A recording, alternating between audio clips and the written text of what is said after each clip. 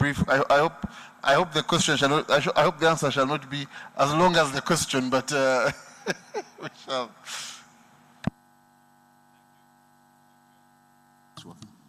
Thank you so much. It's an honor to be here. You got a port guy, pipeline guy, an oil man, and a lady and a gentleman. So this is very good for me to join this. Can you hear me? The fact of the matter is, we need to go back to the basics. Do we need an energy transition? I think we don't need an energy transition in East Africa. We need an energy addition. And those energy additions come from looking at the numbers. And those numbers come with how many people lack energy access. Energy poverty is real in East Africa. And we should be very careful how we color these words and focus on how they define it and let us follow that definition. The first thing, and we have to get back to the fundamentals, it is access. So East Africa needs energy addition. And those energy additions comes with you using your natural resources to really empower your people. Those are the first stewards of the environment. And Edison, to answer your question, nobody loves the environment more than we do. I think the biggest mistake we do is that we take this backseat and we start thinking that we are criminals of the environment. So if somebody creates a group in the UK to oppose, like you mentioned, the East Africa crude oil pipeline, oppose energy development in Tanzania or South Sudan or Kenya, they call your group Friends of the Earth. No, they're not Friends of the Earth. Look at your carbon emissions and look at mine. So if you're Friends of the Earth, charity begins at home. Decarbonize at home. Don't come back here and give people lectures about poor people trying to create access and additions for themselves. There is something fundamentally wrong that those that have the most are trying to deprive those that have the least. We have to really look at development issues around the transition. Financing. Less than 2% global financing has come into this continent when it comes to renewables. You're talking about transition, just transition. But then look at the East African region. You know, they go around Kenya, they do one nice grant out there. I didn't think that we had our political leaders speaking yesterday, and even the business leaders. I didn't think this transition was meant to be discussed as taking Africa and East Africa back to aid. The fundamental idea that we are going to rely on somebody to give you handouts and aid as your engine for development is false. It doesn't happen. No country has ever, our region has ever been developed by aid or been developed by renewables. Pick one country that those solar panels have happened. Dr. Naludin talked about Germany and the European countries when they had the crisis. They could print all the money in the world. They can print all the dollars. They didn't print as much euros to turn to putting solar panels on every European home. They went right back to Africa and they said, give me your gas. They went right back to Africa. I mean, they went to South Africa and said, give me your coal, and South Africa is in the dark right now 8 to 10 hours a day. They know the power of fossil fuels. Fossil fuels are real. We need that. I think we've come to a point where we start to distinguish that. But also, it's evident that we're not in an era of transition. Because, I mean, look at the DRC that you mentioned yesterday that is joining this East African community. The DRC is a carbon sink. It's a carbon sink. You're emitting nothing. So what are you transitioning from, I mean, nobody wants to breathe clean air in the dark. You don't. I'm sorry. Nobody wants to. So I think it's something where we have to really look at the global community. We are on our own in this transition. This is not going to be done by us waiting for Europe or America to do this for us. Your ministers are here, they've been to COP. One of the biggest questions they will always ask at COP is, where is the $100 billion you promised 10, 15 years ago? You have not delivered on that promise, and you've gone every year, you've not delivered on promise. So how are you going to abandon your resources for people who give you unkept promises? So Ellen, to make this very short, I know we like to watch movies and we get into these fancy things. We would have to really gather local financing to drive up that energy access that you need, and it starts with your oil and gas. Don't apologize for it. We would have to really look at international financing and create that attractive environment that brings in a transition as you want. And it cannot be a transition as they want. But then Superman is not coming. We have to do it ourselves. Batman is not coming. What's that other one? Wakanda Forever is a good movie, but the Black Panther is not coming.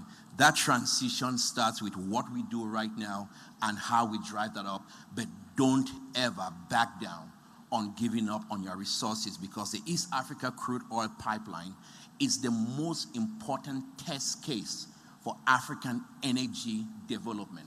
If you give up on this pipeline because somebody is sitting in the Scandinavia and crying, I got a lot of beautiful girls I see around Uganda.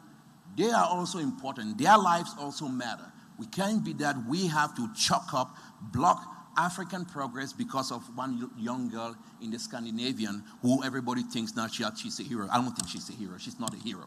I think Uganda matters. If you stop these energy developments right here in this country, that would be a test case on how you move to stop energy development across the African continent. So if you're here thinking that it's just a Uganda problem and a Tanzania problem, no. They're coming for you next, because this is now the new battleground for stopping energy development. I don't know what you did in Uganda so much that to draw this much attention, but you need to get right at it and push for this energy.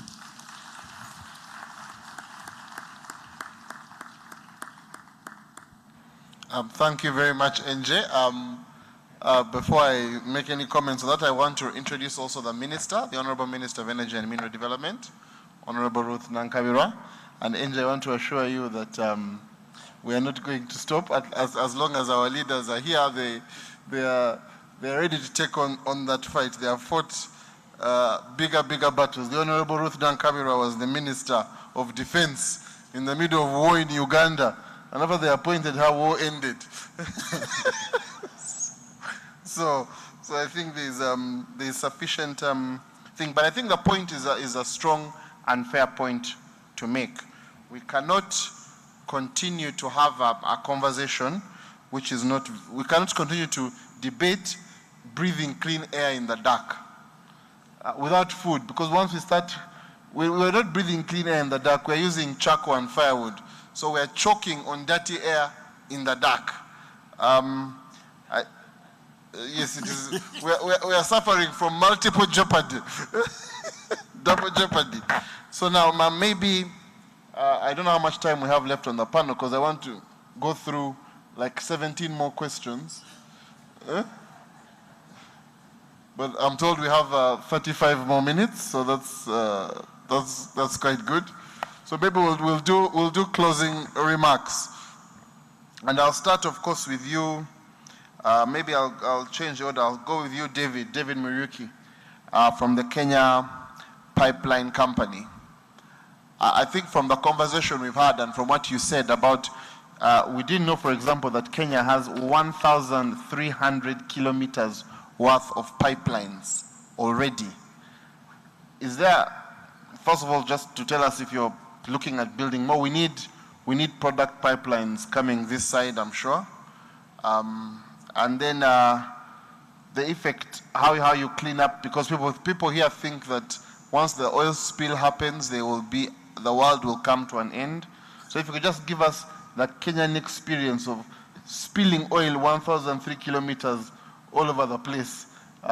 So basically the experience of the Kenya Pipeline Company, today's experience in making sure that you clean up the environment. But also, if you could give us closing remarks as well. All right, thank you. Yes, like I mentioned, we have 1,300 kilometers, and we are still continuing. The fact is that because our region is growing, our economies are growing, and the driver for this growth is energy.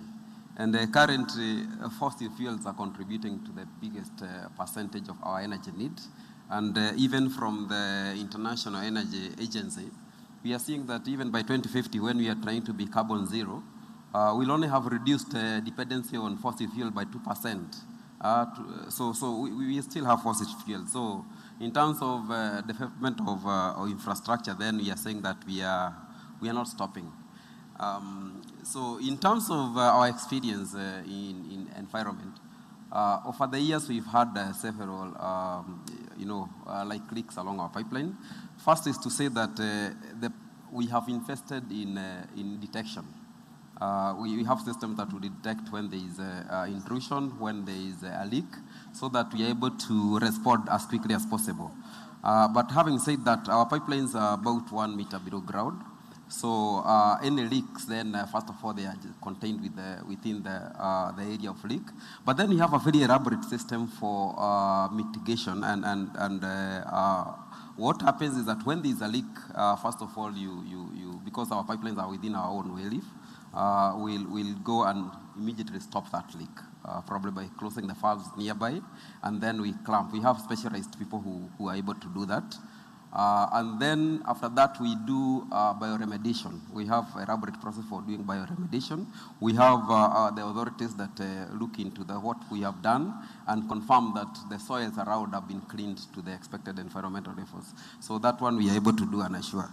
And then to my closing remark, in terms of energy transition, having said that we are going to have the fossil fuels around for a long time, and transitioning into clean energy, to me, the real transition that is required immediately is an attitude transition. In terms of how do we look at our environment, we need to engrave in our projects, decarbonizing our projects. I think the transition we need to do is how do we do this? How do we develop more sinks for our carbon? How do this information about the effects of carbon emission to our environment, how does it reach every person in the village? So that it does not become just a conversation for such a forum, but it is owned by every citizen. We need that kind of advocacy. That is the transition that we need now, not transition for moving from fossil fuels at the moment. Thank you.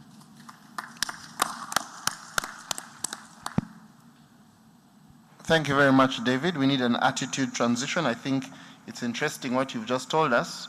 We don't have to have a huge debate about ECOP. Right here in the region, we are seeing valves being used. We are seeing cleanups happening. We are seeing 1,300 kilometers of pipeline in Kenya that is dealing with these issues using technology and experience. So I think those who come to lecture us about the end of the world should relax. They should also have an attitude transition. I think I will go to Dr. Victoria Nalule. If you can transition to the microphone.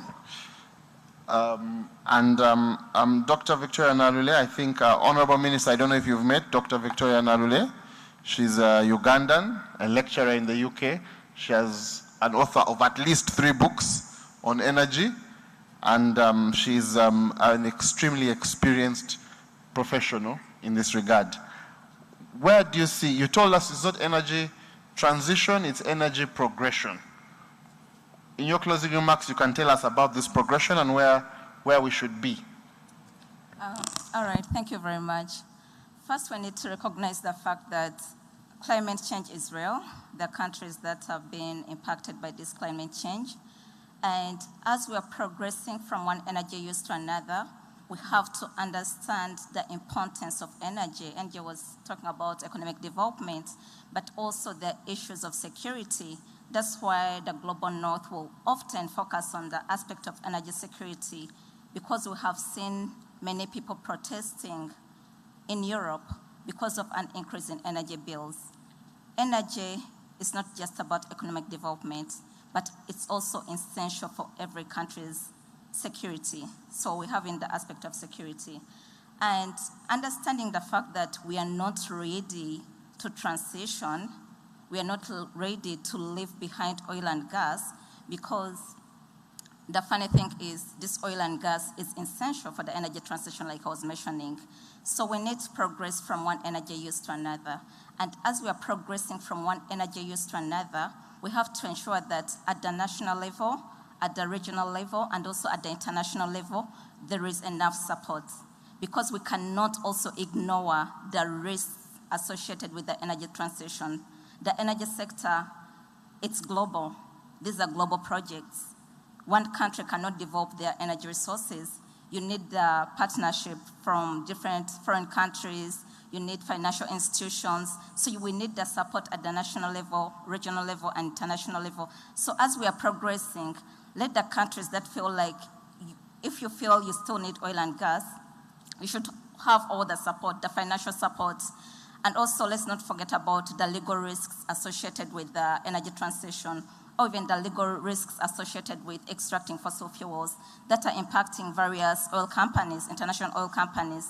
So at the national level, how are you going to mitigate these kind of risks?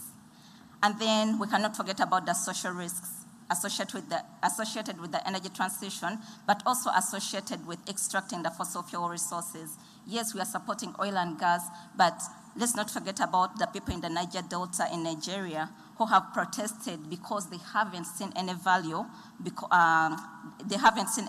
from the oil resources. So we need to think about the social risks, the financial risks, and the legal risks, and at the national level, find ways of mitigating these kind of risks. Because yes, we need oil and gas, but the energy transition is real. There are people who are benefiting from it, because the energy sector is also very political. So there are always people at the international level who are pushing for it because they're benefiting. Companies that are selling solar panels. I was in Tanzania some time back doing my PhD research, and this company, a company from Germany, was selling solar panels and were actually exploiting the poor people in some parts of Tanzania. So how exactly are you going to manage this energy transition? We need oil and gas, but we also need to think about the various risks and find ways of mitigating these risks. And we can't also forget about the energy disputes that are really increasing. And in most cases, it's the African countries or host governments that lose in these energy arbitration disputes. So you also need to ask yourself legally, what kind of clauses are you putting in those oil agreements? So we really need to think ahead and be able to mitigate all the risks associated with the energy transition. But closing remarks, let's progress.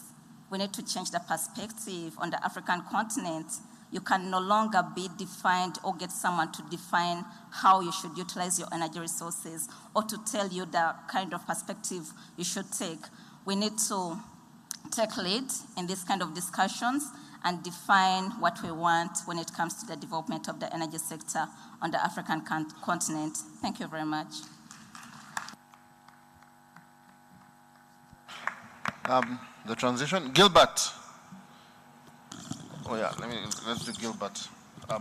Gilbert, you've just heard everything that has been said and all the risks, and you're actually in charge as the Chief Commercial Officer of making sure that we mitigate against all those risks. So in your closing remarks, could you tell us about, because this energy dilemma or trilemma it's real, as Dr. Nale has said. So could you tell us how these issues can be balanced as governments, and then give us your closing remarks?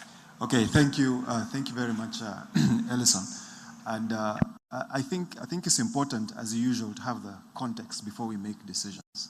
And when we describe the East African countries and the situations they are facing, at the risk of repeating myself, the economies are growing at approximately 5 to 6% per annum. The population of our East African countries are growing at approximately 3% per annum. Uganda is about 3.2, DRC is about 3, Kenya is about 1.9%. They're all growing.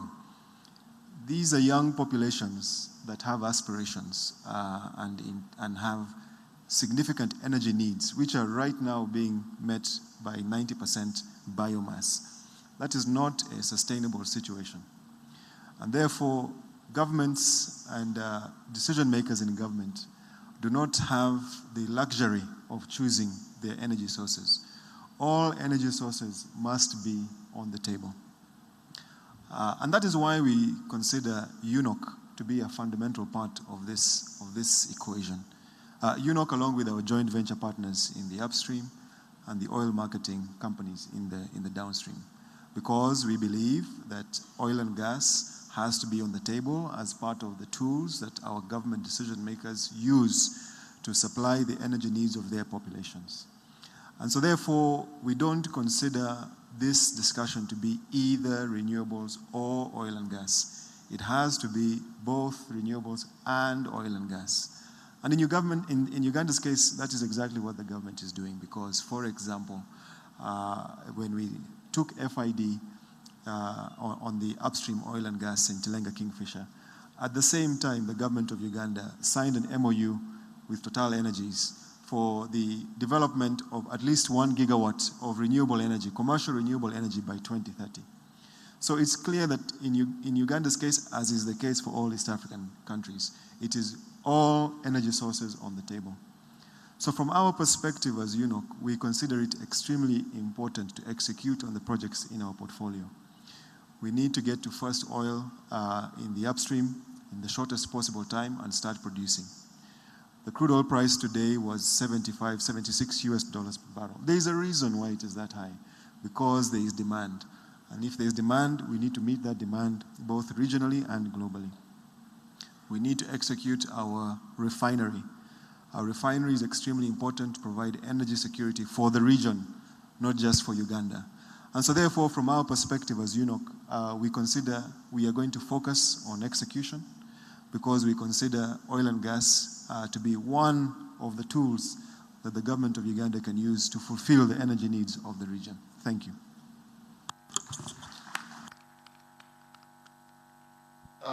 Thank you, Gilbert. I think Dr. Fasha is the next one. I think, Gilbert, I think what we've gotten from you is very clear. Government doesn't have the luxury of choosing its energy resource if it's going to meet the challenges that have been addressed. And the fundamental challenge is providing security of supply for the people who are being born right now. Dr. Fasha, Tanzania, as the Tanzania Ports Authority, as the regulator for the port, where do you see Tanzania in this conversation of the transition? Of course, as the Ports Authority, you are the receiver and giver of carbon dioxide, because for you, you receive ships that are using heavy fuel oils and you send out. But where do you see, how can the Ports Authority help with the transition, and where do you see this whole transition discussion? And your concluding remarks as well. I see that I'm being looked at very nicely for the time we have kept. Okay, thank you very much. As the discussions were going on, I had one question moving around my head. When we're speaking of decarbonization, we know at TPA we have got some seaports and lake ports. One of the biggest seaport is called Mtwara. And of recent, Mtwara has been exporting a large amounts of coal to Europe. Now I was like, if they're saying this is what we're supposed to do, but they still need coal, then I guess to me, I can feel that we need to have solutions which are country specific. We can't have an umbrella of a solution, one solution to all. And when it comes to TPA, TPA understands the relationship that port operations have with the environment, because we know with these two relationships, we understand that the result will be the energy efficiency and climate resilience. So in taking this into account, we have got a lot of initiatives at place to ensure that we manage all these port operations sustainably. We plan objectively by taking into account of all the environmental impact assessment initiatives. We execute our port operations by taking into account how much we take care of the environment. We do some evaluation of all the port operations. We do some evaluations to see where we go wrong and find some corrective measures. And then the management responds if there are any problems to that. But To us, we see that there is a huge market towards that, and we are ready to handle all the imports of the oil from different countries. What I would urge that now we need to have the mindset change. Despite the fact that we handle oil, but we need to have the mindset change in taking into account that the environment needs to be taken care so that we can have these sustainable business operations. Thank you. Okay, I think the last question will go to you, NJ. And first of all, I think Doctor has been very clear. First of all, he has told us that in Tanzania, he's seeing that they're exporting coal to some places. But also, I think the mindset change and the attitude transition seems to be coming very strongly from the panel. NJ, the closing remarks, but also where do you see us going? What do you see as the future in this entire discussion? Do you think we are going to win, or do you think we are going to lose? I'm winning. We're not losing. I think we have no choice. We have to win as East Africa, as an Africa, and the world at large. It's called global warming, not East Africa warming. So you need a global solution. So you can't put the burden on this region alone. But I'll leave you with these stats. If you take the gas out of Tanzania and across Africa, if you produce all of that gas, produce your fossil fuels, your greenhouse gas emissions would increase by 0.67%. That's nothing. That's nothing. Those stats are from the IEA and the UN itself. Your greenhouse gas emissions would increase by 0.67%. So the question is, where is the fuss with poor people getting energy development to really grow up energy? Energy is life. You know, I love my sister and friend, doctor, but I would disagree with you. I don't think there are countries who should say, if they choose to produce their oil and gas. No, we need to produce our oil and gas because you need base load energy. Base load energy. And that base load energy is what you need right now. And don't get into this fancy stuff about, oh, electronic vehicles, they're peddling. Who wants to drive a Tesla when they have no electricity? How are you going to charge it? I mean, sometimes we fly into Europe and America, we come back, we see these things, we don't really, they say think global, act local.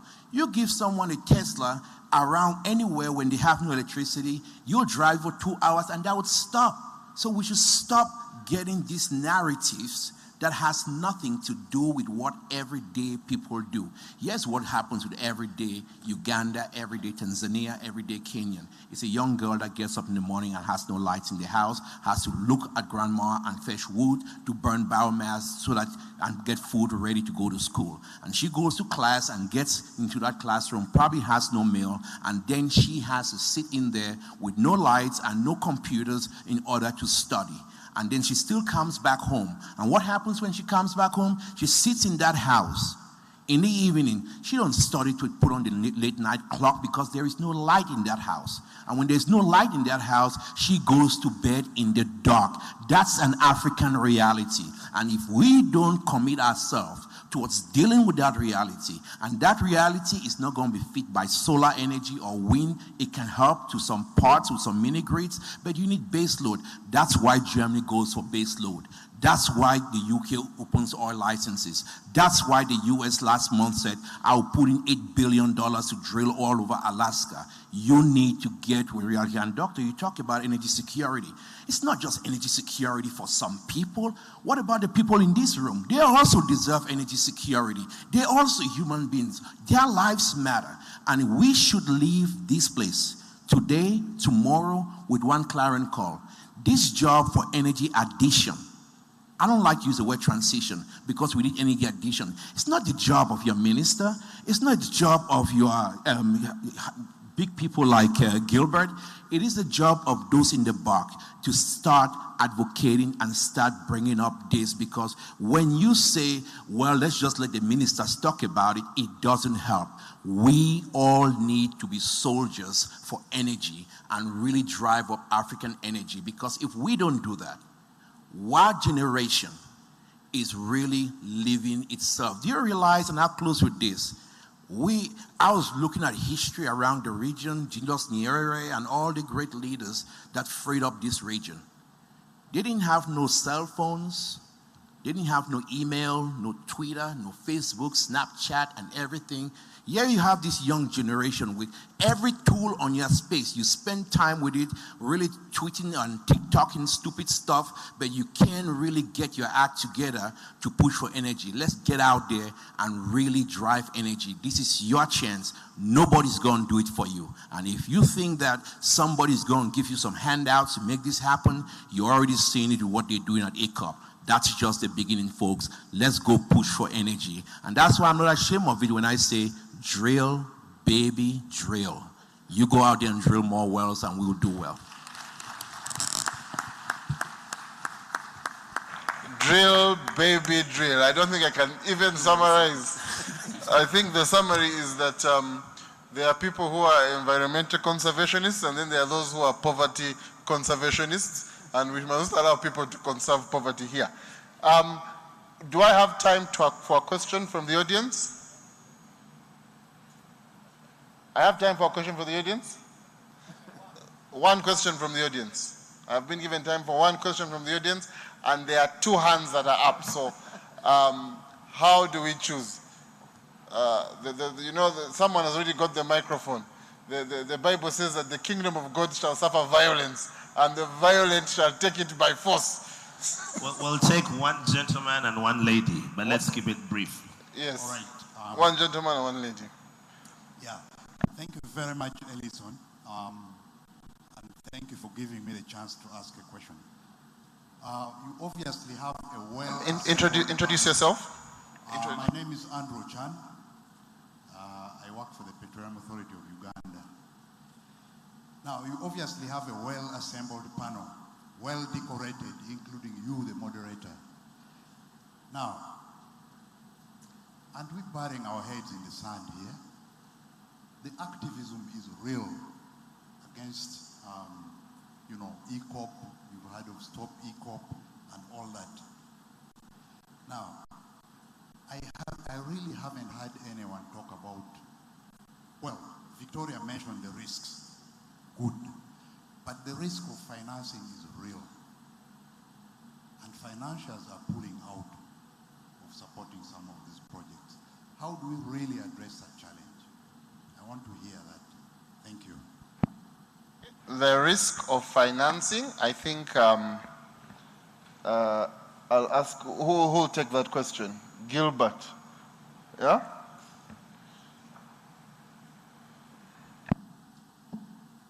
Thank you for this opportunity. My name is Dr. Kevin Anyu. I am a member of the board of the Petroleum Authority of Uganda. And first I want to appreciate the panelists. I think that was a very wonderful discussion. And just before I ask my question, I would like to add to that voice saying that we really need to understand that as human beings, we are very selfish people. And we need to start to look at what is in it for who. If I am advocating for you going for whatever solution, you should be trying to find out what is this person trying to gain from. If I go for this, nobody will give you a solution where they will not actually benefit. So, like what has been mentioned there, if I'm going to produce solar panels and everybody's going solar, I am the one gaining the most, as a matter of fact. If I am going to send you for electric cars and I'm the one producing all the batteries, come and mine your minerals, maybe at a very low cost, and come and sell back expensively, and you deal with the electricity, I am the one gaining the most. So I think we really need to look into it, and I am glad that in this conference, we are coming from several regions and beginning to see, maybe not beginning to see, but putting out our voice there and saying it is time for a change, it is time to look at reality. I like the idea of country-specific or region-specific solutions, but also we need to go back to who is defining what for us. You know, time and again we hear this definition, they talk about poverty, these poor countries, they name us everything, global north, global south, then you don't know where does the south and north stop, it is drawn in some way you don't understand. But we need to be able to actually understand when somebody says development and then 2 years later comes back and says, now I'm redefining development. You can't do that because it appears like what you are now doing is working and you need to step back. So we need to be sure of what we are doing, and maybe to answer partly what the gentleman asked, I think we really need to come to a point where we take meaningful partnerships, because many partnerships, again, such as maybe financing, come with strings, sometimes even strings that do not come out at that point. So this is where I like the idea that we need capacity, the capacity that understands what the sector is about and are able to unravel what is coming from under the table. Okay? So my question is, before that, we need some kind of reality check on ourselves as we make those partnerships. But my question is, what from here? This was a very beautiful discussion, but are we going at the end of this maybe conference to come up with some kind of, steering committee of sorts to see what can actually be done in this, if it is this hot and we are saying we can't leave anything behind, how can we move at such a pace that we do not simply succumb to, because most of the time we are being told we need the technology has to be produced elsewhere and we buy it. So how can we actually, as a region, as a continent, forge forward without being just pulled along? I hope that at the end of this conference we can have some kind of ideas. Thank you. Okay, so we'll take that one. The question being, what next from this conversation? She also thanked the moderator very much for very good moderation, but the question was, I don't know who will take that one. Okay, Angie will take that one. So it's going to be Angie and Gilbert. Okay, but I also want Angie to also comment as well on the issue of finance, because I've realized that Gilbert is in the middle of financial negotiations, and he may have to be more polite than we want. So maybe Angie, who is not negotiating for a pipeline, may. And could you also hear from the Honorable Minister as well? Are we allowed? Yes, we are allowed, of course. We shall hear from the Honorable Minister as well on this issue. Why we want to hear from the Minister is because the Minister has been at the forefront. You can see the man is already, but the Minister has been at the forefront of this issue. We saw her at IDPEC. We saw her in COP. We've seen her standing shoulder to shoulder with some of the biggest names in the world on this issue. And I can say without fear of contradiction that every time she has spoken, we have felt proud and honored as Ugandans to have her there. And she has explained our case extremely well, so it would not be fair for this panel to end without the Minister giving us the closing remarks, because amongst all of us, she's our expert here. So I think we should allow her then, because you made her sound more senior than all, especially with the financial issues. So let's okay. 1 minute. Yeah. Okay, thank you. I understand we have to be brief, so I'll aim to be brief, moderator. And I think just to summarize the question, activism is real and it is resulting in an impact on financing. And I think indeed there are two ways to address this specific issue. The first one is what you've taken the words out of my mouth, is that we need to control the narrative ourselves. And in fact, I was about to give credit to our Honorable Minister, because that is exactly what she has done. Along with the support of some of the panelists here, NJ has to get credit, yourself, Ellison, Dr. Nalule. We have to control our narrative, otherwise someone will speak for us. And then on the actual issue of financing, we should not shy away from the fact that our projects have an impact and we must manage that impact. And the East Africa Crude Oil Pipeline has complied with all the IFC international standards. It has complied with, of course, the national law. And the land acquisition and compensation process is considered one of the highest. And these are the things that we need to do as we go and secure financing. Money is there because what we're talking about, $5 billion US dollars in the capital markets, is a drop in the ocean.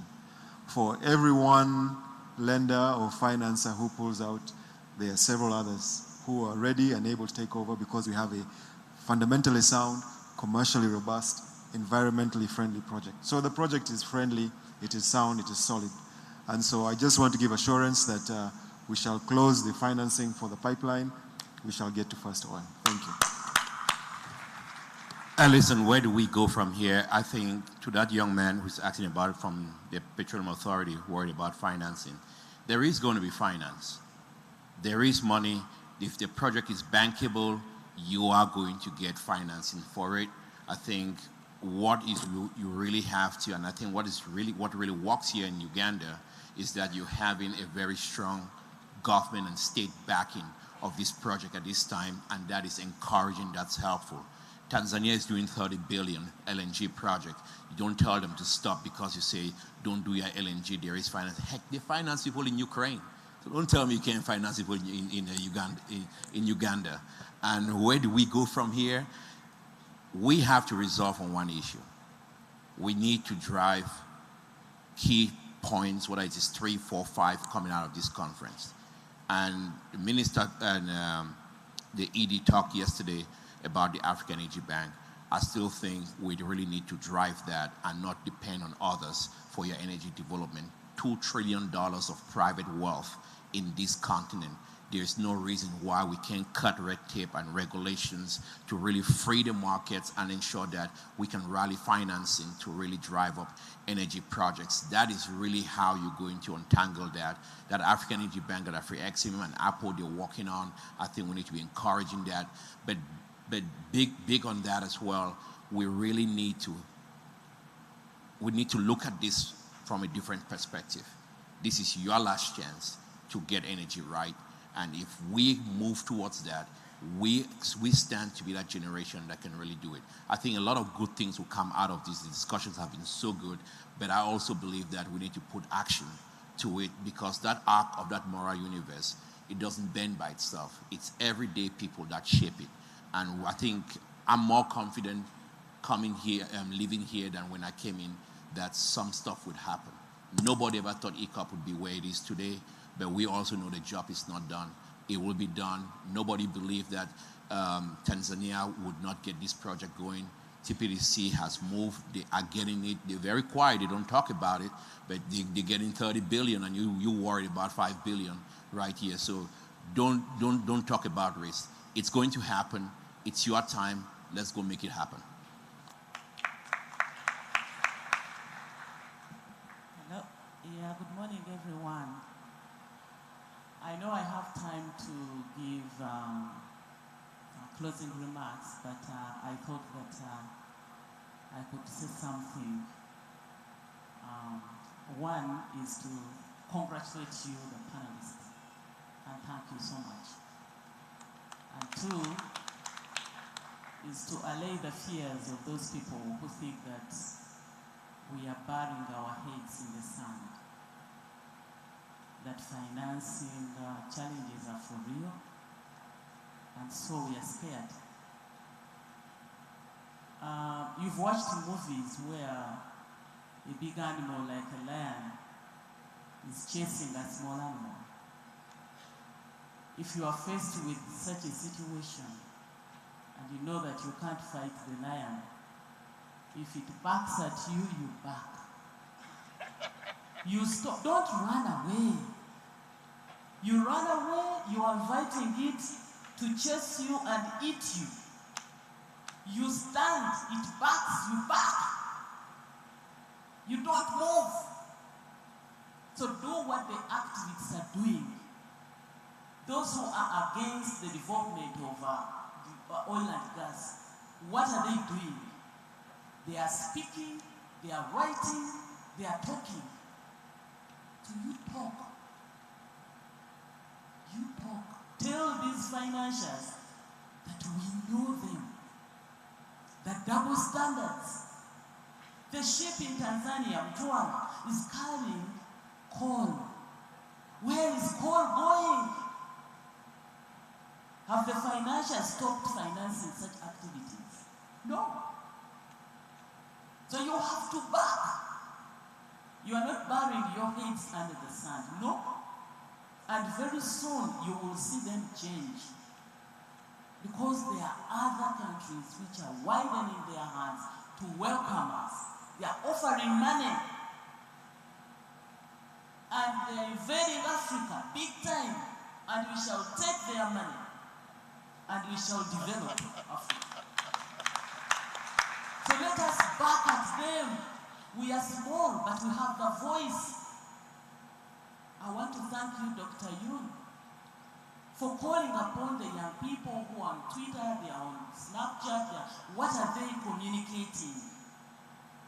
Please continue. I congratulate you. I will back at them.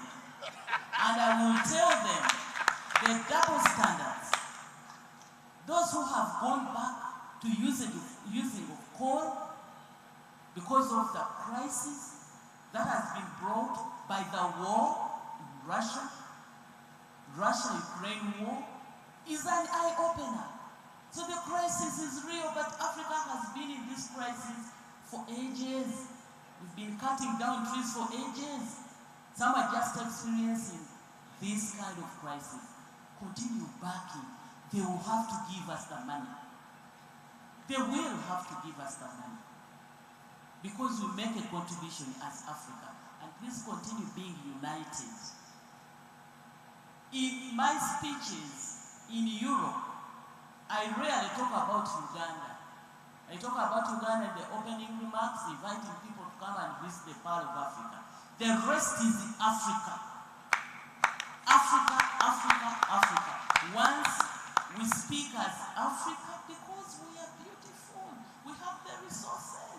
We have the minerals they want for the electric cars. We have everything. We have the food. They will never manufacture food. Food is supposed to be grown. We have the soils. So, I mean, please, we are not burying our heads in the sand. We are doing work. And let's continue to do the work. Thank you. Ladies and gentlemen, a round of applause. But first turn to your neighbor and say, neighbor, back. Turn to the other neighbor and say, neighbor, back. Maybe you can back at them to practice this backing thing. But let's give it up for our panel. I think they're just going to pause for a picture right there. Thank you so much, Ellison. I add my voice to say you have done a brilliant job, even if you've eaten into some of my time. But I think this has been very, very, very, very well done.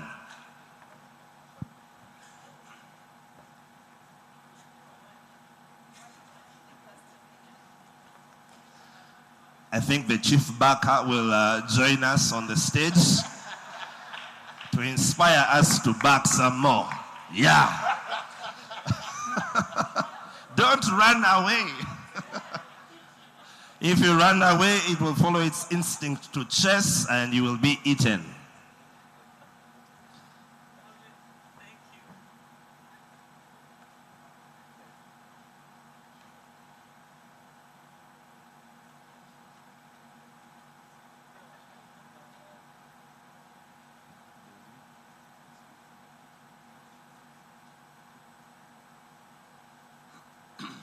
We'll just request the panel that was here earlier to also come and take a picture with the minister so that you are inspired to back.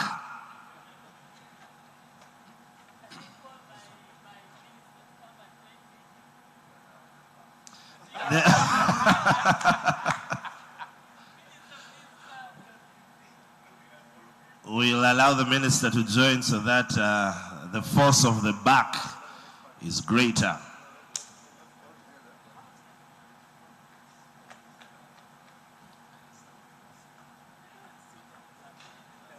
As they come up, another memorable statement up there was, drill, baby, drill.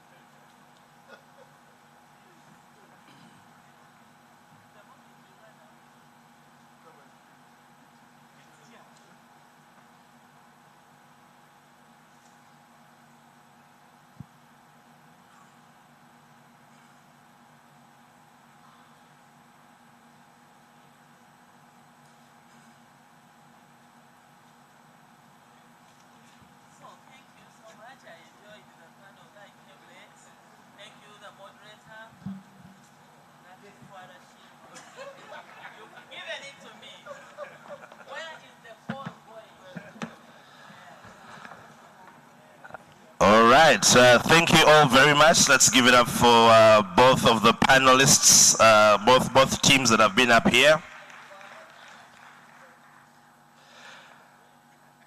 And now, ladies and gentlemen, we are about 55 minutes ahead of program, but I think those minutes have been very, very well spent. We'll be now going for our tea break, but I'd like to give you specific instructions for what's going to happen after tea and after lunch, okay? If you have this book, you can look at page 72 for the details. But just so you know, the tea break that we're going for is sponsored by the Tanzanian Petroleum Development Corporation. So thank you so much. Drink that tea and coffee and snack with one heart, knowing that every bill has been covered. So when we return, we'll not return to the room here. After the tea break, which is just 30 minutes, you have an option of 8 panel sessions to choose from. Each of these 8 panel sessions will be 1 hour exactly. And so you'll have the chance to go to 2. So you'll go for 1 for the first hour, then you'll switch to the second for yet another hour, after which you'll be released for lunch. And so I just want very quickly, in case you don't have the booklet, to let you know which the sessions are, and then I can release you for your break tea. So happening here in the Victoria Ballroom right here, 30 minutes after this, we'll have the session on managing environmental safety and social impacts in oil and gas operations here in the ballroom. In Katonga Hall, we have policy, legal, fiscal, and regulatory regimes. Then in Addis Hall, all of these halls are within the premises. Governance in extractive sector and impacts of COVID-19 on the petroleum industry. In Choga Hall, we have data management. And the other 4 we have when we have switched again after 30 minutes, back here in Victoria Ballroom, we'll have managing environmental health, safety, security, economic and social impacts in oil and gas operations. In Katonga Hall, legal, fiscal, and regulatory regimes. Addis Hall, governance in extractive sector and impacts of COVID-19 on the petroleum industry. And Choga Hall, technological advancement in East Africa. I'll request the moderators to ensure they stick to 1 hour, and then after we switch, another hour, and you will release members for lunch. Thank you very much. After lunch, we shall converge here, and I'll give you the directions for where we go after that. Thank you so much. God bless you, Mr. DJ. Over to you, sir.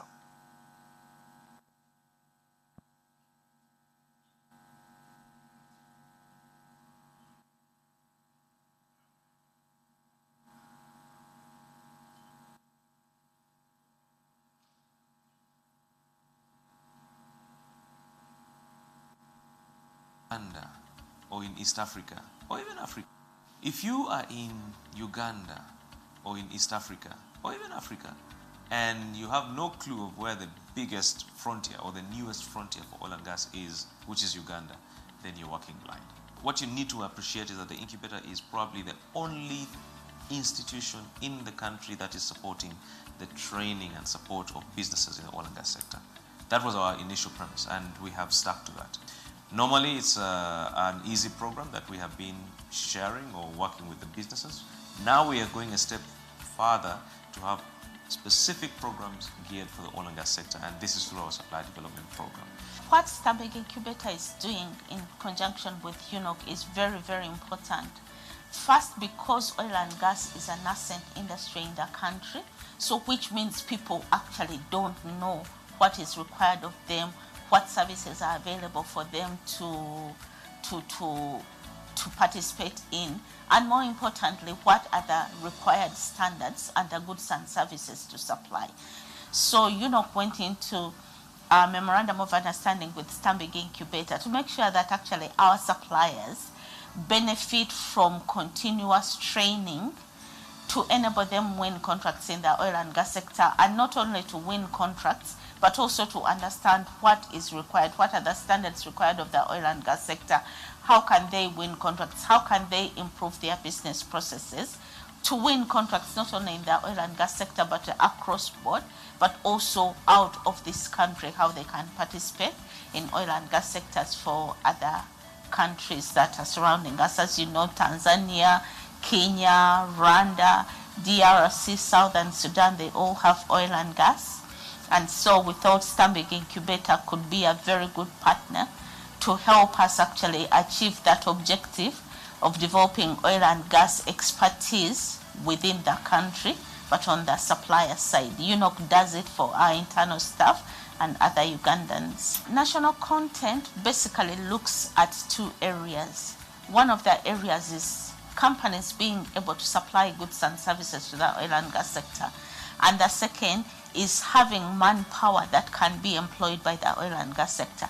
And definitely Stanbic is training people, and we believe that most probably from the FID phase, after FID, the development phase, most probably approximately 40% of the value of the contracts will be done by Ugandans, as opposed to the 28 we had when we were in the exploration phase. We have had companies grow, and these are live examples. I'm sure you have stories of people that you find companies that didn't know about oil and gas, they didn't know about the standards, they didn't know about the requirements, they didn't know about anything.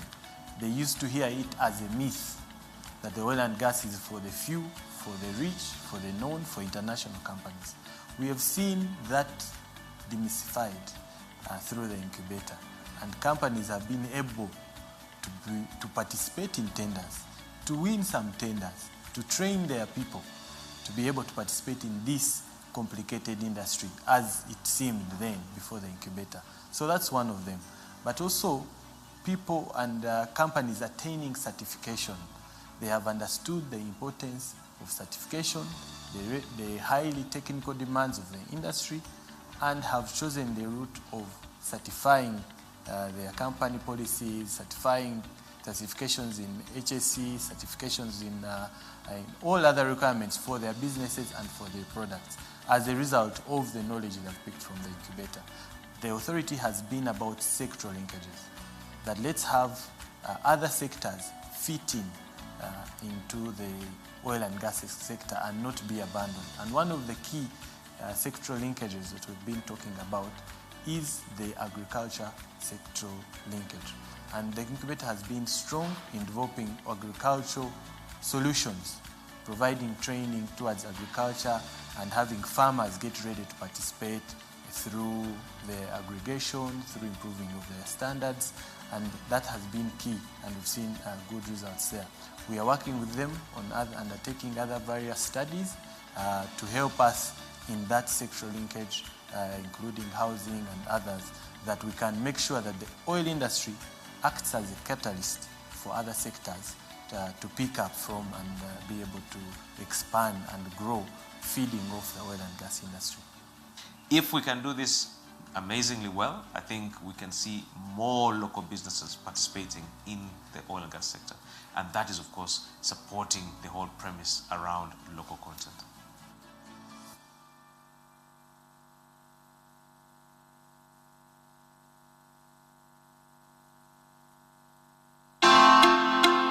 Known as a top-tier safari destination, Tanzania boasts of one of East and Central Africa's most robust economies.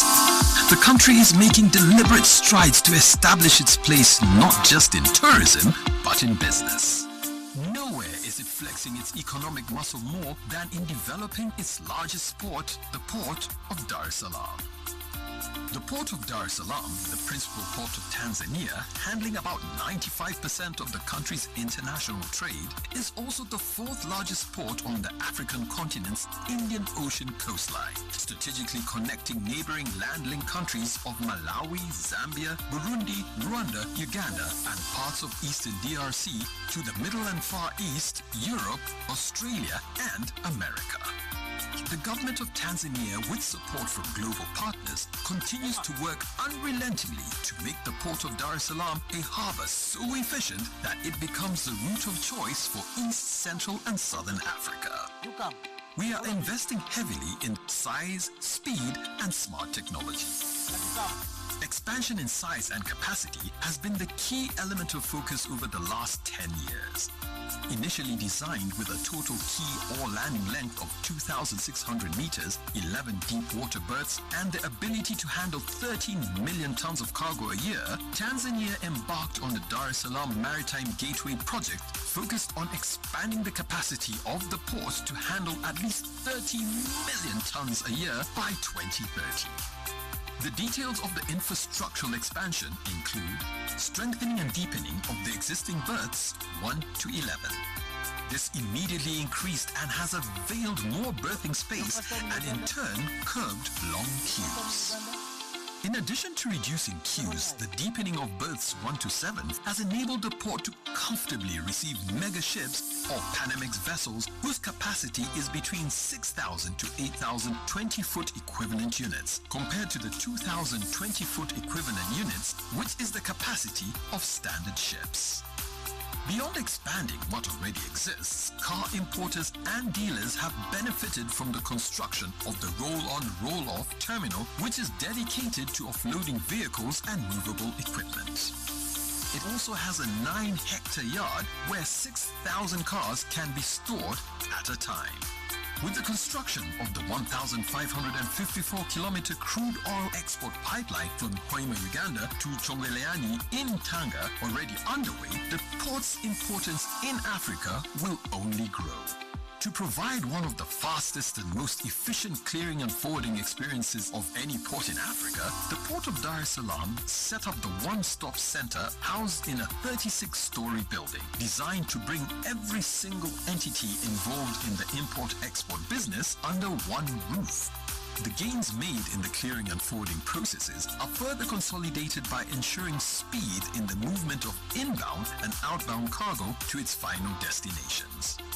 The road network leading into and out of the port continues to improve steadily, with 70% of the country's transport budget over the last 7 years allocated exclusively to it.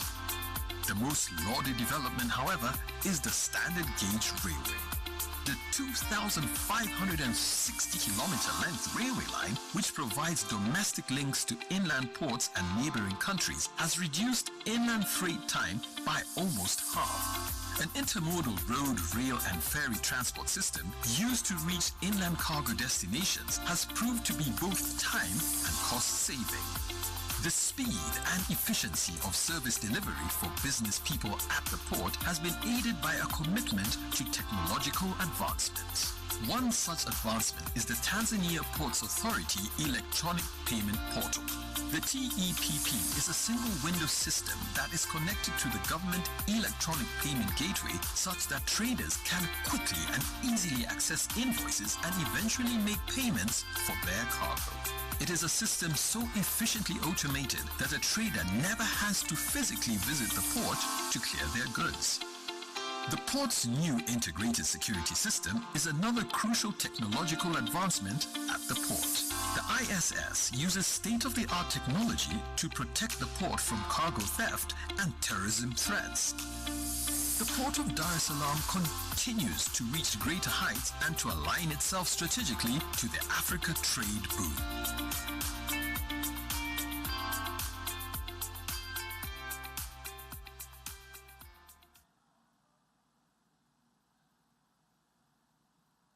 The construction sequence.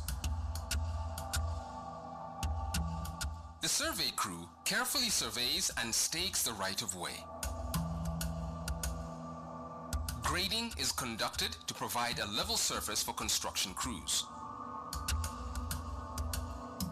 Topsoil is stockpiled on the right-of-way boundary.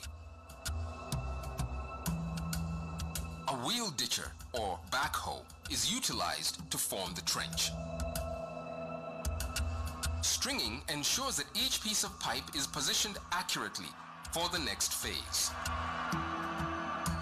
If If needed, the pipe will be bent to accommodate elevation or horizontal changes.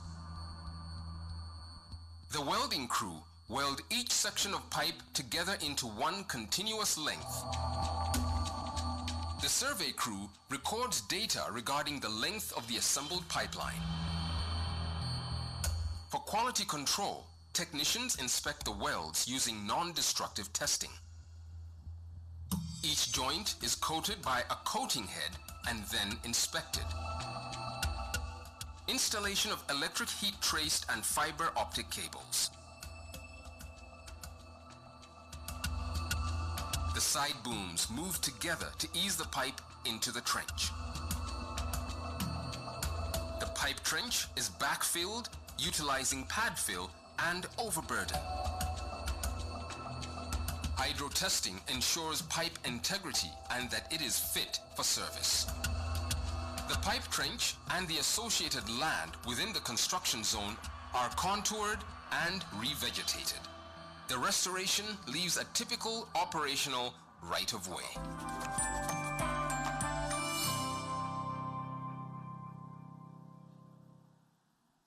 Amanya ga Margaret Naskompi.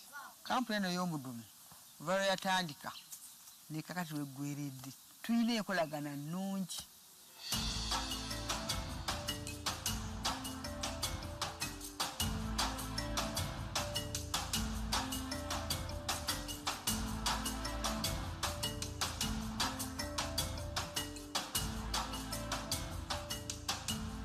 Byatandika afa twali tuli awo katulaba ab'amafuta nga bajja batandika okupima nga bapima ettaka nga bapima amayumba n'ebirimu eby'abantu ebyalimu kati feeza eyaddako yakujja kukola ki ne bajja ne babalirira ebintu byaffe ebyalimu amala okubibalirira batuga nti ebintu byamu ebijja bibasasula byonna ebirimu ennyumba byonna nga byali mu kitundu kyaffe buli omu kyalimu ekyakusiba omudumu gw'amafuta ne bajja ne batandika okubalirira bamala okubalirira twali tujja bagenda bagenda bazimbira mayumba batusengule batutwala eri ne bazimba ennyumba zaffe ne bazimala zigwa kati tusigadde kutusengula kutwala eri naye nga ffe tuli basanyufu nnyo nga bakola ki batugamba kubanga buli kimu kyonna kituweereddwa sente zaffe tuzifunye tuguze ebibanja n'ebintu ebirala nze baŋŋamba bakuwe ssente zonna ezaawamu ne mbagamba nedda nze njagala bakole ki njala banzimbire ne banzimbira ennyumba yange ne basasa sente ezasigalayo nzikola ki ono wendi nina abaana bo abazzukulu abaana tebaliwo bano waliwo bazzukulu abaana bonna bali mu kibuga bazzukulu eninawo wano embeera simbi nnyo batuwadde amazzi batuwadde sola gamba bingi ne bateekaningafu ne bateerawo n'akuuma akakwata laddu ate kye tutalina batukoze bulungi nnyo ebintu bingi nnyo ebinsanyusizza ate ebitali walungi kuba kati eri ennyumba gyengenda ogenda mu nnyumba mpya ate yakitiibwa osanga kati nga nze omukadde saayisobodde kuzimba nnyumba ng'eyo buli kimu mwekiri amazzi weegali amasannyalaze weegali kuba sina kyenkola ki sina kyenjula n'ekimu era ndi musanyufu nnyo sinza ku bintu byebatuwadde ebiri mu nnyumba wano kampuni eno y'omudumu vero yatandika nekakati weggweredde tuyina enkolagana nnungi ate balina abantu basanyufu bakolagana n'abantu era nze bukyabatandika kukola sirabangayo mukozi ali mu kitundu muno ng'akwewulirirako onyumye nabo nosanga abavubuka ng'abo jajja maama ganowulira ganowunawe nowulira essanyu.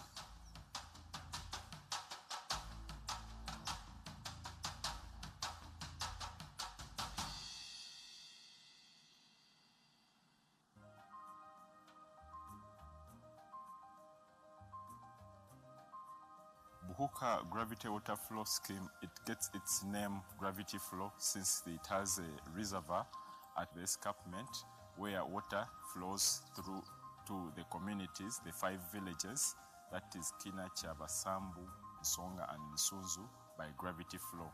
There was an existing system, but having it there at top of the escarpment comes with its challenges, that the speed of water at that point is high. So the effectiveness of the treatment system is not really effective, that now over time the water is turbid that goes to the community, so we get complaints of diseases, dysentery, also there are issues with cholera. We had a project scope mainly to design, construct and do rehabilitation. We've put up tanks, we've put up an intake point, we have the aerator, we have sedimentation, we have the clear water tank, we have put up a pump or guard house, and then we have a reservoir. So this project comes in as an impact mitigation project, and it is funded by Sinok Uganda Limited, which contracted a local company called Samka Construction Limited, and they have put up a new system which now has several advantages, where water is collected and the speeds of the water is controlled, so it can go through the conventional treatment method. So at the moment, the villages are getting clean water. Samuka ugamulungu ba leaders ba LOC1 ba LOC2 karachelo ku district magibedi meeting kadongi kwayo nya project ma eni miro juponja wiya mama ka keni mu I village maka keni ungoni I board bi marukelo expense kadongi kelo nying ma eno matongtong bigam gwacho menta jukela wiya dek bi village ma eno matongtong majulong wa luonga ni training one ni ponjo wa kitemi kuro kopi eni kitema kana nyo enyo direct mochopo tiyo kodene na nyedo kakare macho. Initially, the community was getting this kind of water. So when we came up, we then constructed the water treatment system, and over time we've been trying to improve this water. Right now, when you go to the communities, this is the water that they are getting from the taps. Well, this project was designed to last 25 years. In the year that I'm speaking in, that is 2022, the population is 7,000 approximately. And in the 2050th year, we expect this system to still serve around 14,000, double this population. Ofoya sana gimutimo wa mukelo kopi I village mwa kauna wia modern wanganyonga na kagibe tor kuni yeyo nam ukudi marach ube monde komge do nam ento kawoni onwango do nganyonga area ma eni piny marach wabe neno go pide waneno bino matar kofoyo wakesha ni kumbera mutimo wa ma eni.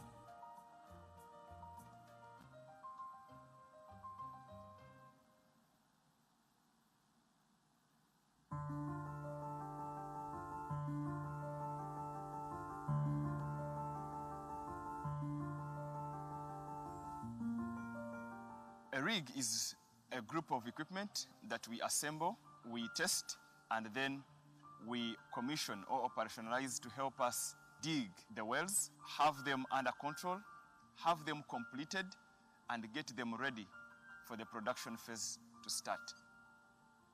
We have built capacity to handle equipment from the ship up to the last mile in the Kingfisher.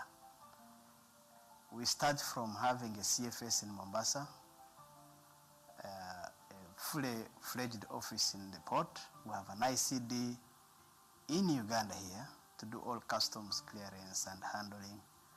Then we have a handling yard that has all the equipment before you reach Kingfisher, which we are currently using in executing the COSU contract. That's the point where trucks arrive, checked, drivers have a rest, take a shower, and we check their readiness to go down the escarpment. And after delivery, because of congestion, they still have to turn back and spend the night in our facility in Hoima.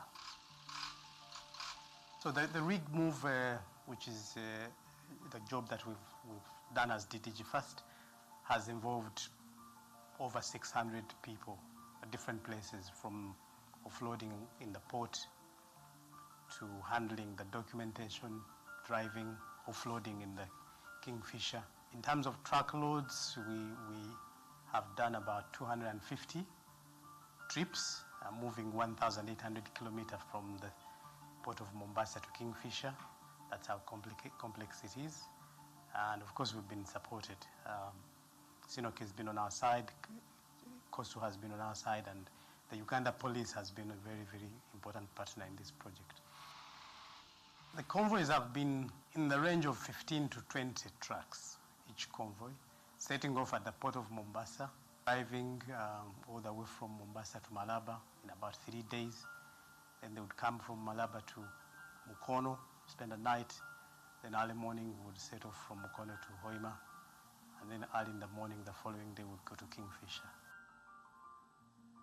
Nasoka navuga ku motoka entontono edo fuso magulu 10 edo sino twaka edo 12 edo tipa akati twera nyimazeemu emyaka giri 7 kale olugendo lwo lulira obwire bungi kubanga motoka mulimu edita tambula mulimu bino bi crane tambula mpola edo atidi tambula nga dolo mulino okola ki musululu mmoja mulino okudde kuuma mulimu guno nze basobola okuzimba mu enumba wewawo nga nkayenda neyongera kuko era nzimbe yoko eyindi ku kibuga aye nga nsobola okuzimba mu enumba eyo mu kyalo.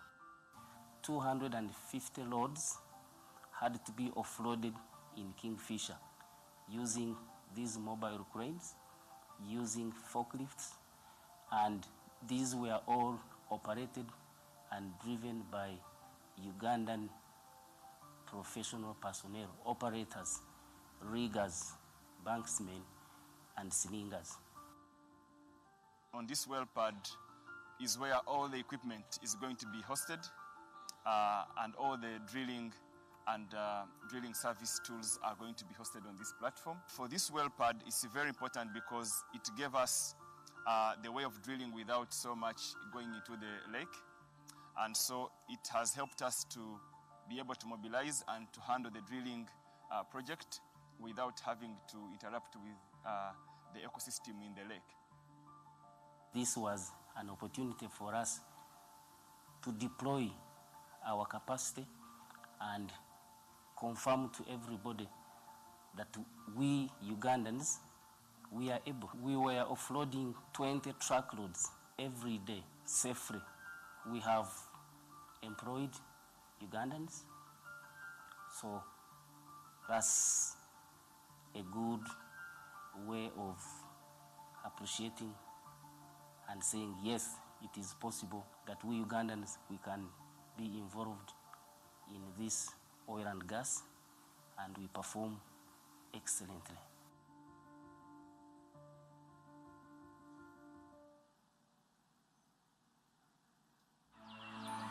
Every day, over 15 million members are transforming Africa.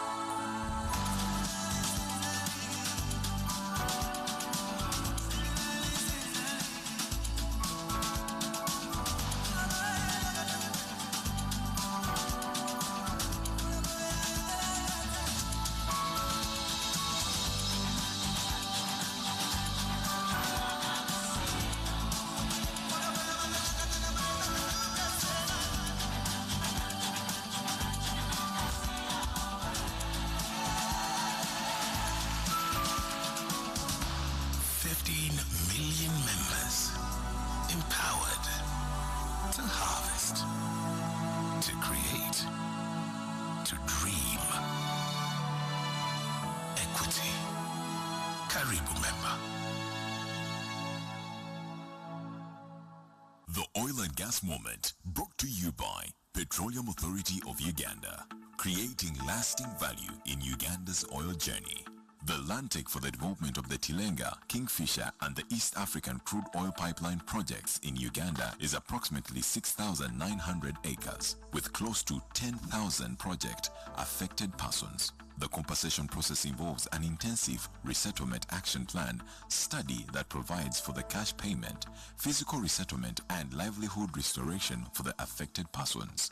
Sinoke kamaro obusumi netwegesa enkora etukusobola koramu habwa kike tukaba tusabire etukusobola itwe kuba neturunda twachwamu kurunda enkoko njungu za mahuli bakatwarubwire ni batwegesa habo kwati ziri nyangu mulingo turakoramu kombeke ekiju batupimira mita twakikora batugambira mulingo tukusa kuziroleramu tukakoraho saving kwa katugamba tuligenda mu katale tugaruka ni batutayisura tulina kwerolera kandi tuyambaho no transferring ebyokulya ku ruga store kwika site hano ikyo twatero saving yekyo. We had a plot of land, and before we started this plot of land, first of all we have been using it for grazing animals.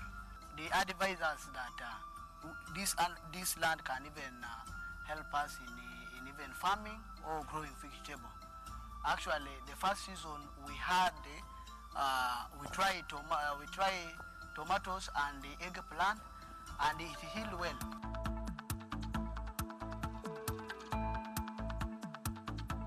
For more information, visit www.pau.go.ug.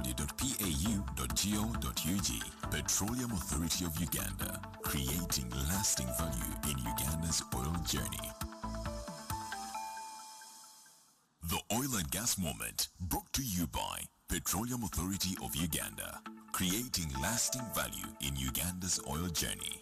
The land take for the development of the Tilenga, Kingfisher and the East African crude oil pipeline projects in Uganda is approximately 6,900 acres, with close to 10,000 project affected persons. The compensation process involves an intensive resettlement action plan study that provides for the cash payment, physical resettlement and livelihood restoration for the affected persons.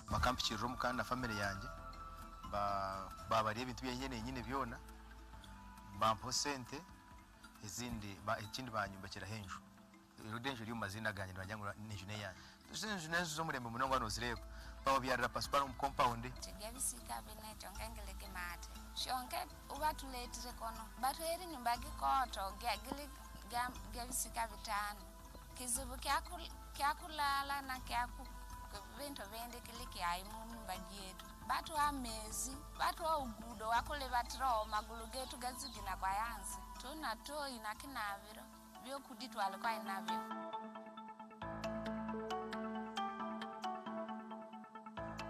For more information, visit www.pau.go.ug. Petroleum Authority of Uganda, creating lasting value in Uganda's oil journey. The construction sequence. The survey crew carefully surveys and stakes the right-of-way. The Uganda Chamber of Mines and Petroleum is a not-for-profit member-based organization that was founded in March 2010. The Chamber's purpose is to be the coordinating and facilitating center for information and administrative support to prospective and current investors in the mining and petroleum sectors in Uganda. It represents companies with active interest in the mining and petroleum sectors while promoting, encouraging, protecting and fostering responsible exploration in these sectors. Its primary goal is to create value for all stakeholders. The Chamber advocates for a beneficial business environment, creation of synergies and partnerships, information dissemination, and capacity enhancement for effective national content promotion. Membership in the Chamber is open to all players across the entire value chains of mining and petroleum. National content is our flagship, and at UCMP, we believe that together we can achieve more. To register, info@ucmp.ug or call +256 393 516 695.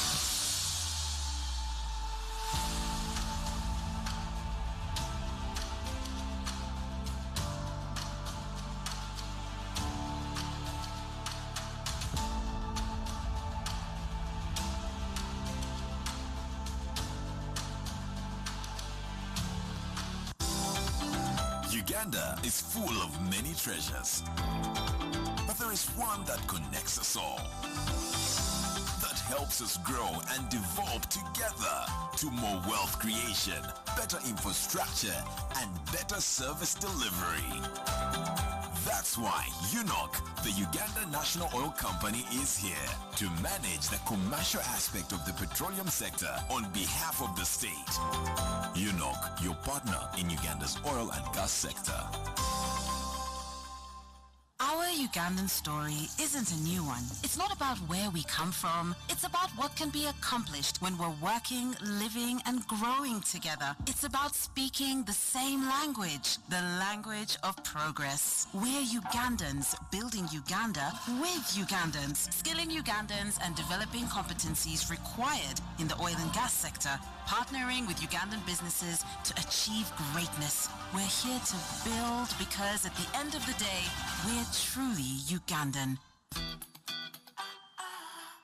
The Oil and Gas Moment, brought to you by Petroleum Authority of Uganda, creating lasting value in Uganda's oil journey.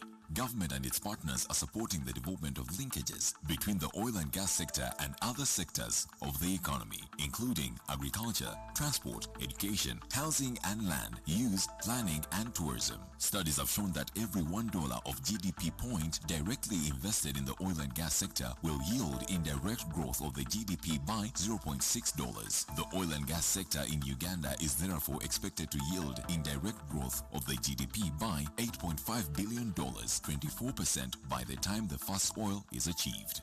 The linkage between the oil and gas sector and one of the most important sectors in our country, agriculture. The oil and gas industry does not consume a lot of food, but at least it consumes high quality food.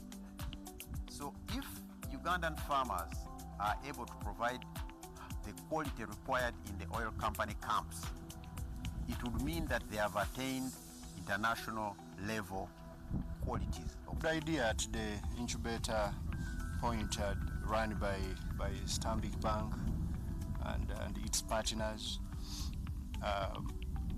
it actually feeds into the idea which we are trying to do as government. How do you get the people who are out of the economy, who are comfortable doing things the way they are doing them, the agriculture, which is based on gifts of nature, the failure to adopt very friendly technologies to improve yield.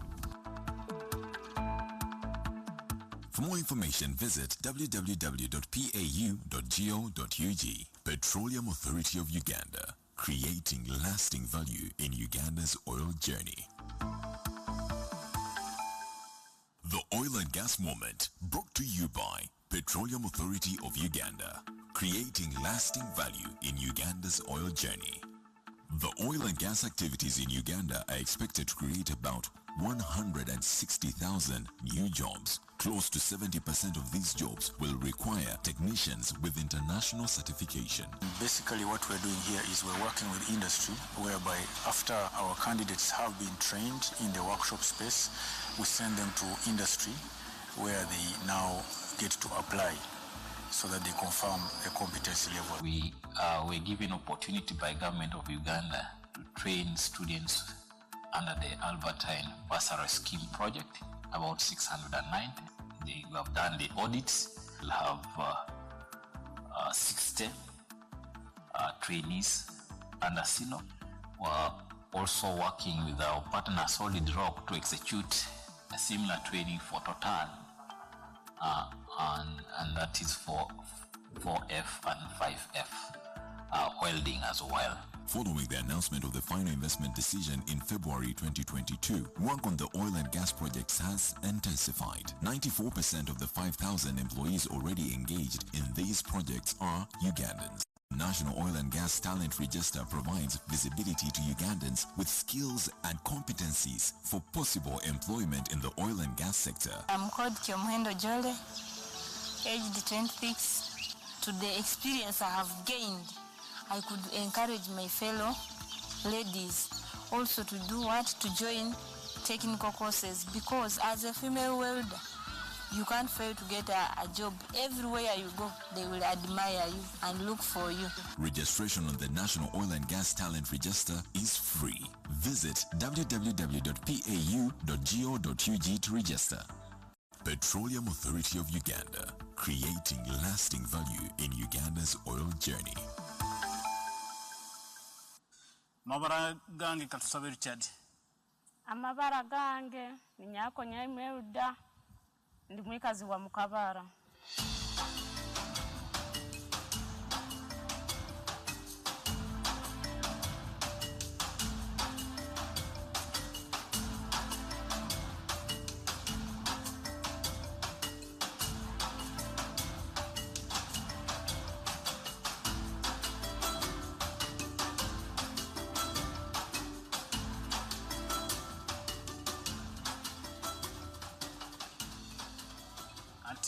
Ebirungi ebyenju ebitulozere ebirungi ebikopo tukolerwa akutombekera enju tulozere omutindo gwegiroho namba tubayire itwe nk'abantu notukwe ntukora munego batusa kuombeka enju byiki ya mutindo gwa ikopo yetombekeire nekindi eyo mulinge tukoleire.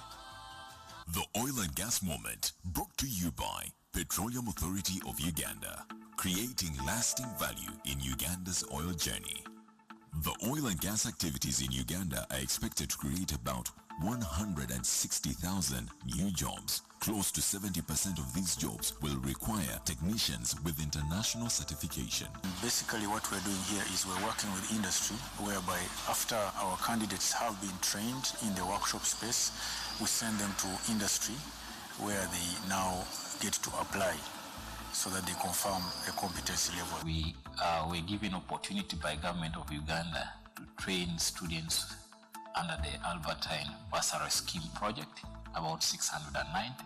They have done the audits. We'll have 60 trainees under SINO. We're also working with our partner Solid Rock to execute a similar training for Total,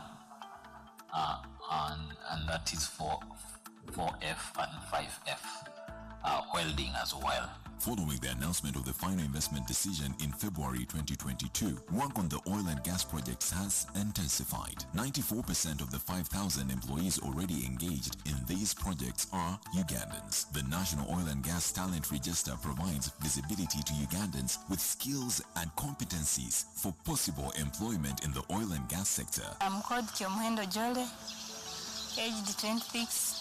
To the experience I have gained, I could encourage my fellow ladies also to do what? To join technical courses, because as a female welder, You can't fail to get a job. Everywhere you go, they will admire you and look for you. Registration on the National Oil and Gas Talent Register is free. Visit www.pau.go.ug to register.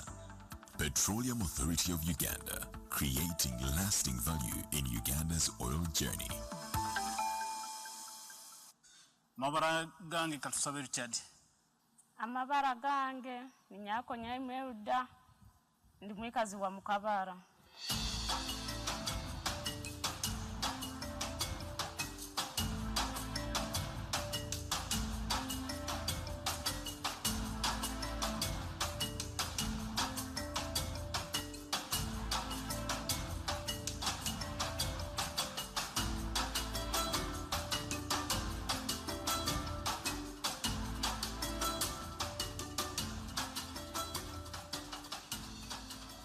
Ati ebirungi ebyenju ebitulozere ebirungi ikopo tukolerwa akutombekera enju.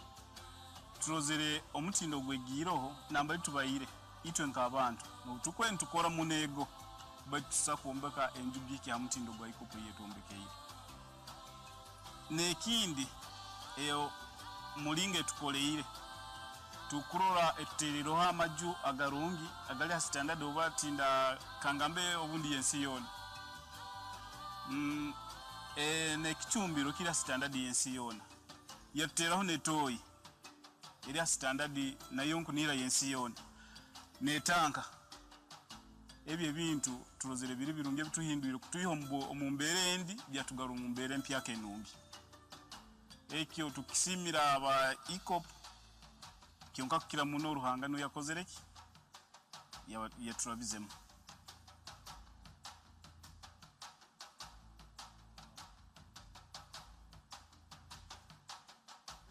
Emirime imbani nkoramba mulisa ni mba muli dundi kangame mulimi onyinuko misiri ngaruka kulisa lisa obusoro bundi emirime yamane kuntaiza ni egyo ntunoliro.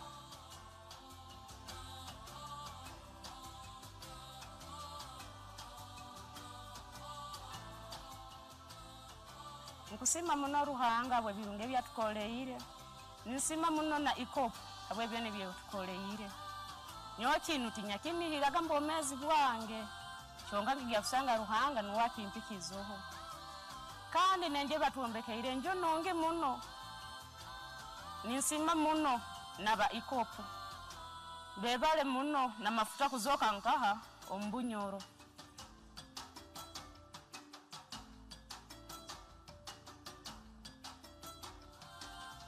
Amafuta garu wadabanu bagamba gali mukiyeno baitu gali mugisala abantu ita bakozireki abagoboroiremu nisima muno na government ya Uganda kwityaho ekintu kinu abo kwa abantu bangi bakiyegombaga baitu ruhanga yoko mamuitu nisima nanyo abakuru mwe bari kutuegesa emisomo itwegerebe emisomo nungi no kwikabwire bunu ebi byone mutukoleire mwebale muno mukama baho mugisa.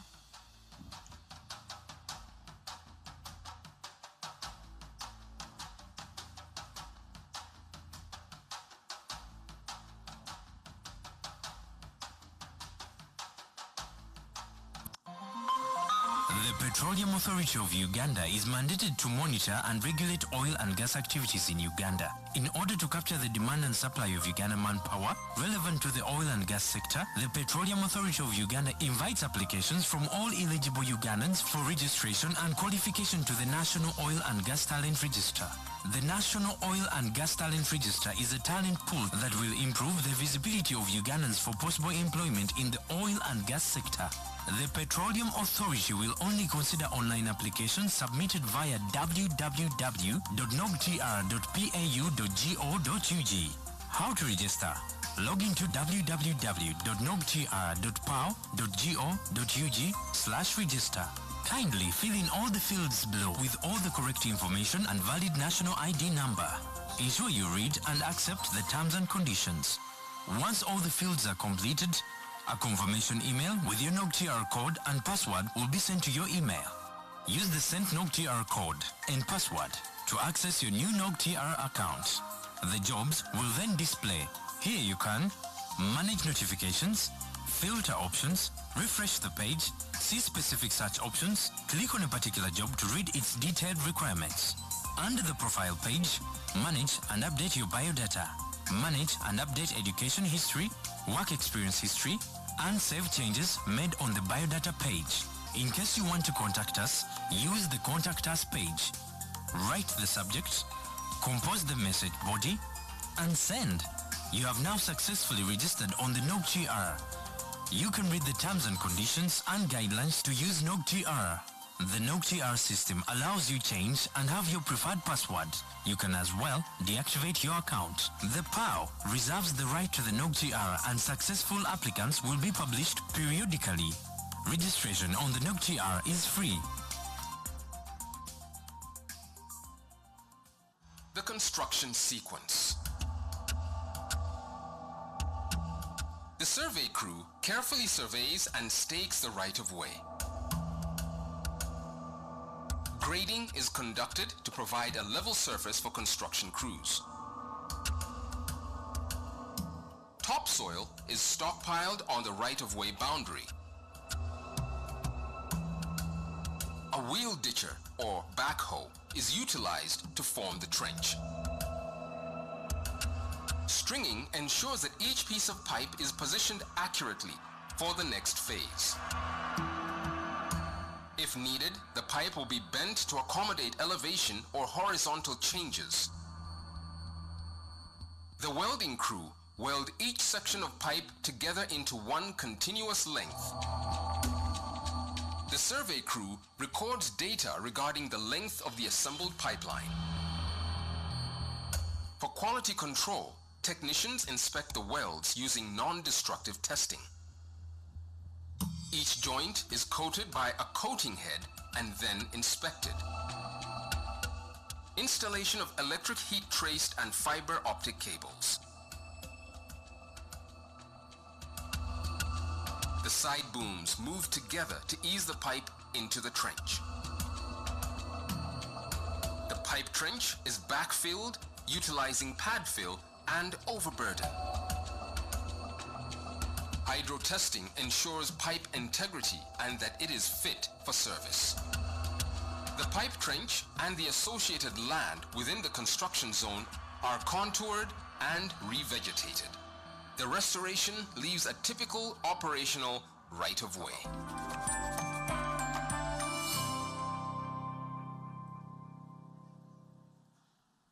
Amanje ga Immaculate Naskompi.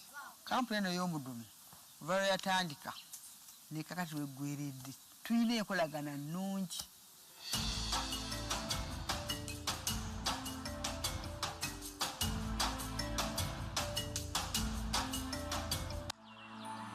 Every day, over 15 million members are transforming Africa.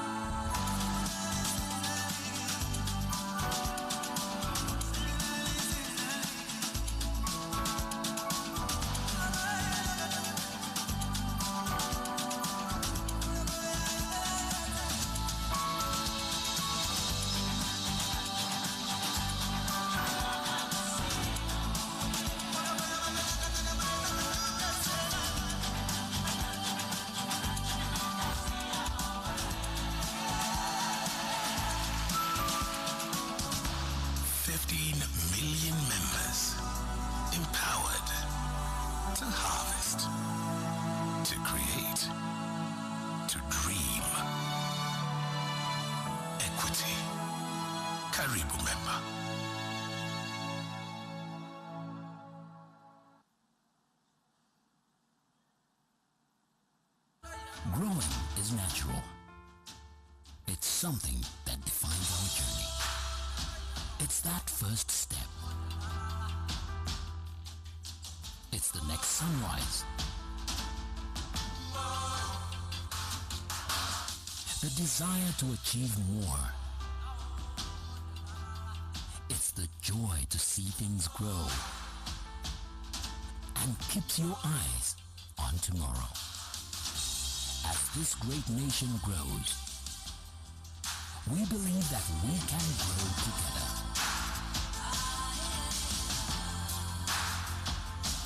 your ambition. Grow larger. Go higher. Grow together. Equity.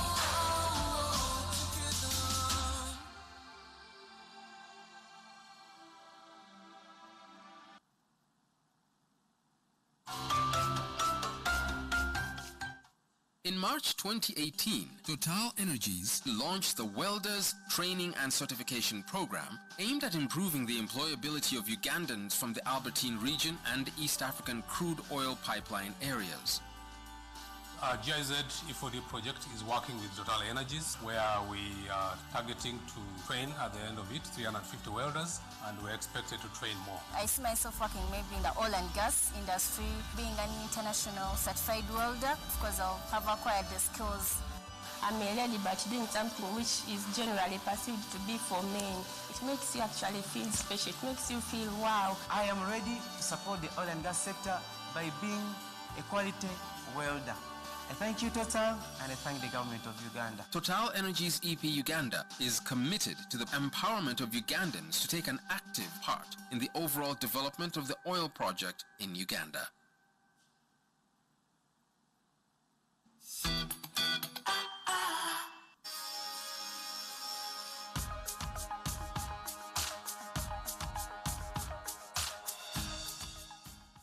Sinoko yatuma living earth okutwala abaana abayitibwa mu pipelines kati netufunayo ogwomukisa ne tujja wano ku Nile vocation.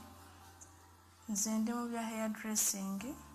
They brought us course list. There were very many course lists, but for me I chose my own choice course. So I came here for basically mechanics and driving. All right, thank you very much. Ladies and gentlemen, apologies for a delay in this particular session. Just a small miscommunication, but would like very quickly to kickstart this session and salvage whatever time we have left. So our moderator is here, and I'm going to be inviting her to come up and invite the rest of her panelists so that we can kickstart this discussion. But for those of you at the back, I'll just encourage you perhaps to draw closer for a more up close and personal interaction. I'll invite Sharon just to come and pick it up from here. Thank you.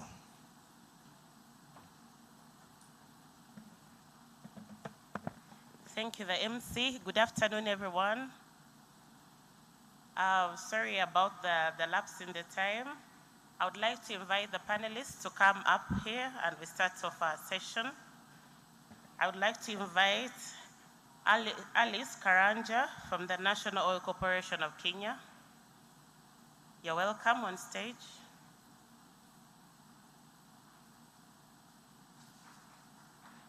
Let's give her a hand clap as she comes up. Alice Karanja is a petroleum geologist and has been in the oil and gas industry for over 10 years, focusing on exploration and development in Kenya. You're welcome, Alice. Let's also welcome Joyce Kariuko from the Ministry of Energy and Petroleum, Kenya. You're welcome, Joyce.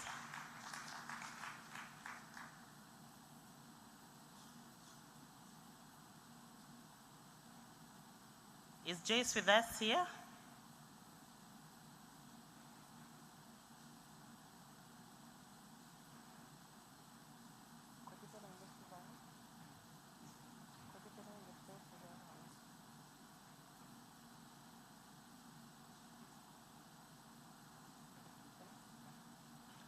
All right, Alice is helping us to confirm something. Okay, Alice, you could come back. Excuse me, your name, please? Abdi.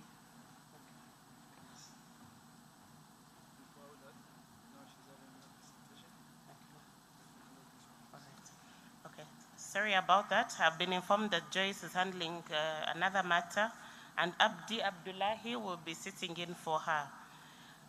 Lastly, join me to welcome Mr. Mujenzi Michael Morinde, from the Petroleum Authority of Uganda to join the panel. Mr. Mjenzi, you're welcome.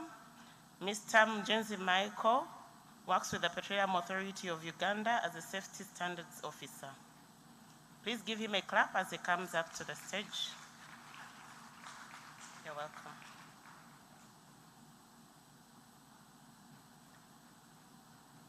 In the preceding discussions and from yesterday, we've heard about the passionate call for exploitation of petroleum resources, but also the recognition of the fact that the environment is something that needs to be taken care of as we exploit these resources. One of the presenters yesterday mentioned how East Africa is beautiful above ground, and we have resources underground that need to be harnessed so that we can develop our nations. The management of the environment is possible, and this panel is going to share with us presentations that will highlight how management of the environment can be done in operations of oil and gas. So I would like the persons handling the presentations to put them up so that we can have our presenters start off the discussions. So we would like to start with Ms. Alice Karanja. Please put up her presentation so she can take us through.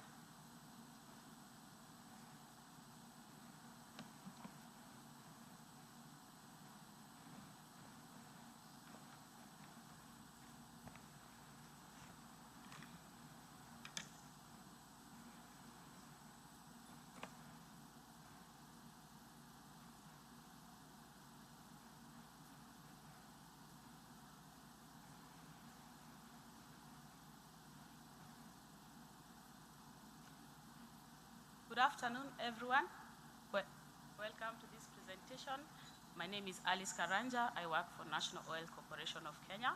And in these slides, we are going to look at the environmental and social challenges and their mitigations in the oil and gas projects.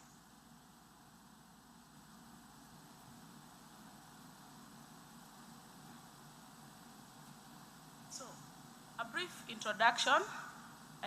We are all in the oil and gas industry here. And in the recent past, East Africa has emerged as a leading frontier for oil and gas, both onshore and offshore, with Kenya and Uganda recently discovering their hydrocarbons. But we know there are just two member states of this East Africa ESC, that is DRC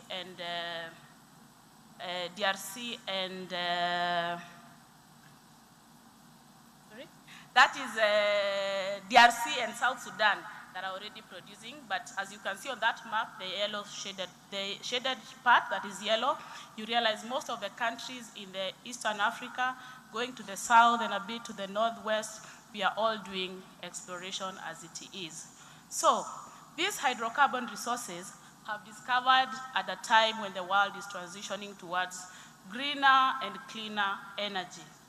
But what does that mean for us? We know that energy is very important for economic growth.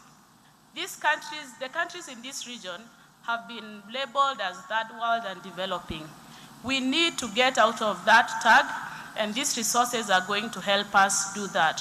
So for us to develop, we need to exploit these resources to grow the economy of this country.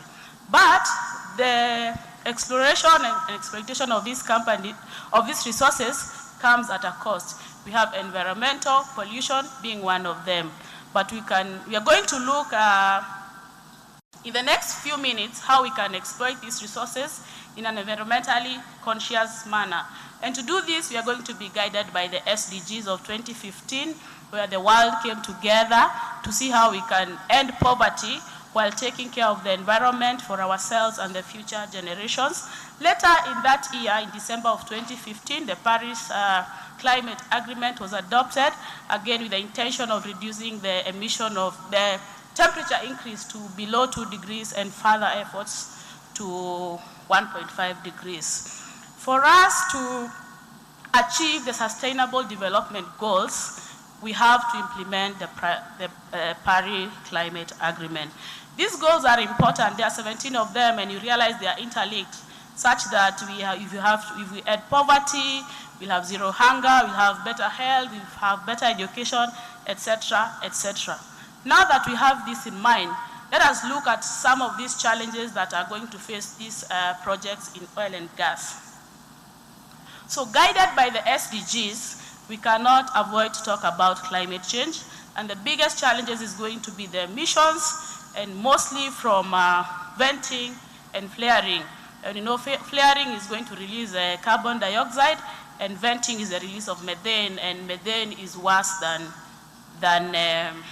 carbon dioxide. What are some of the solutions we can get for this?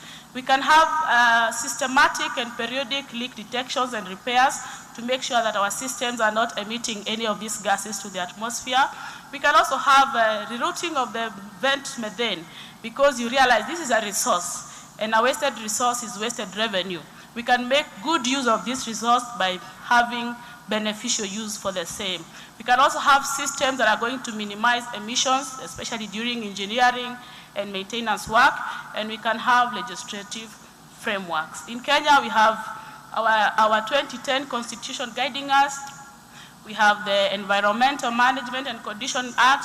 We have the National Environment Policy, and we have the latest one, the Petroleum Act of 2019. But there have been gaps in all those, and like the Petroleum Act is under revision to address most of these matters. Next issue is issue of water, and the biggest one being the discharge of polluted effluent, and in this case, production water, water that is generated together with the oil and gas when they are being produced, and it's usually more for oil than for gas.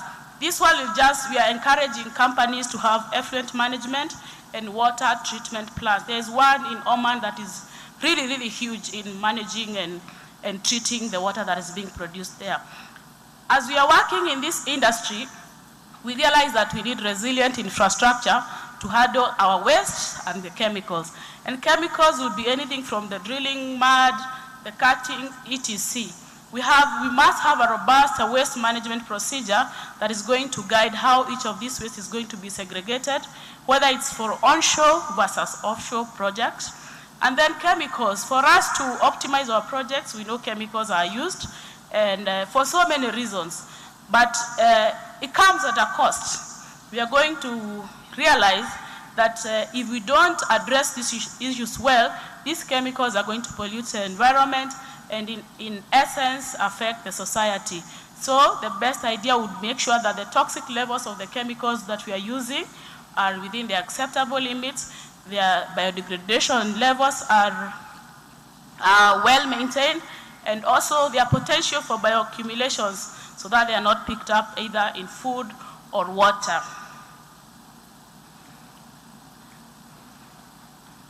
Next, we have biodiversity. Most projects, if not all, operate in sensitive areas. I said I work with National Oil Corporation of Kenya. We are working in a conservancy area, and we need to take care of the biodiversity.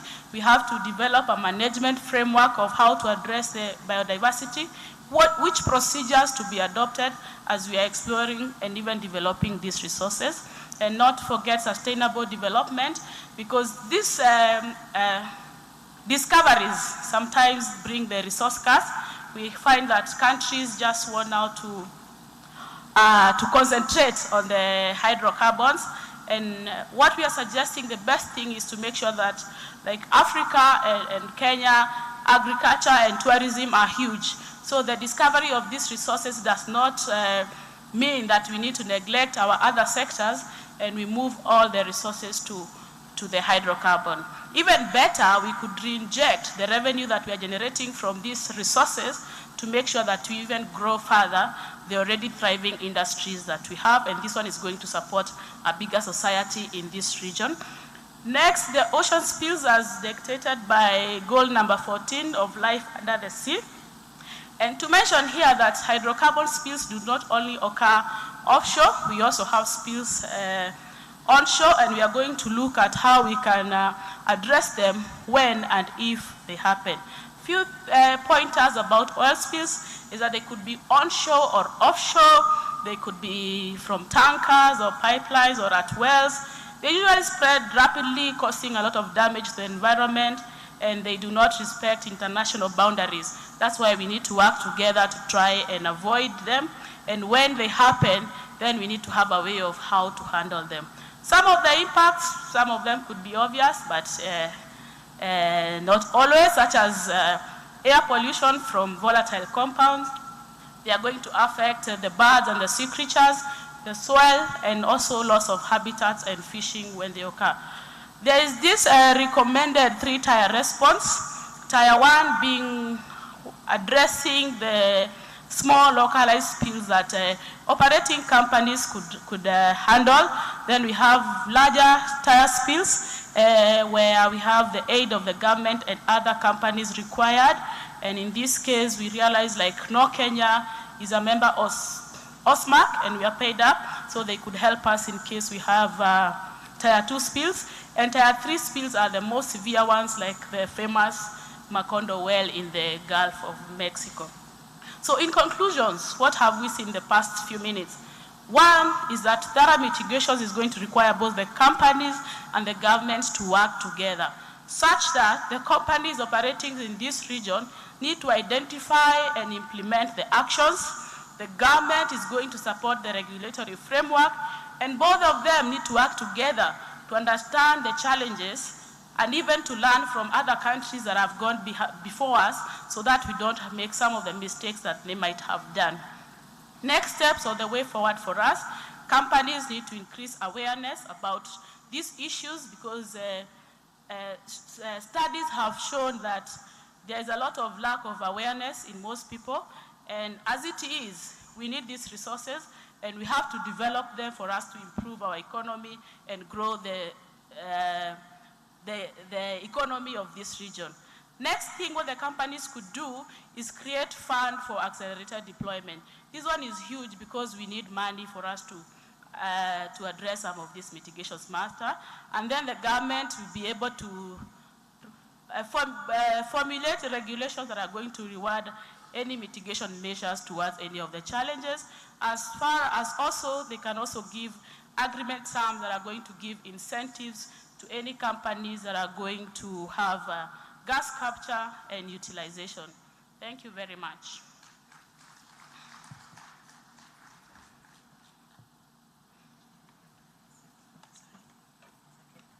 Thank you very much, Alice. We have 2 more presentations. So we are going to have the other presentations, and then after the presentations, we could have a few questions. I hope there will still be time. So let's have the other presentation, and then we can have an engagement when the presentations are done. We are going to have a presentation from Mr. Michael Morinde about using process safety key performance indicators to predict and manage potential major incidents in oil and gas operations. I invite you, Mr. Michael, to come and have your presentation. Please project his presentation.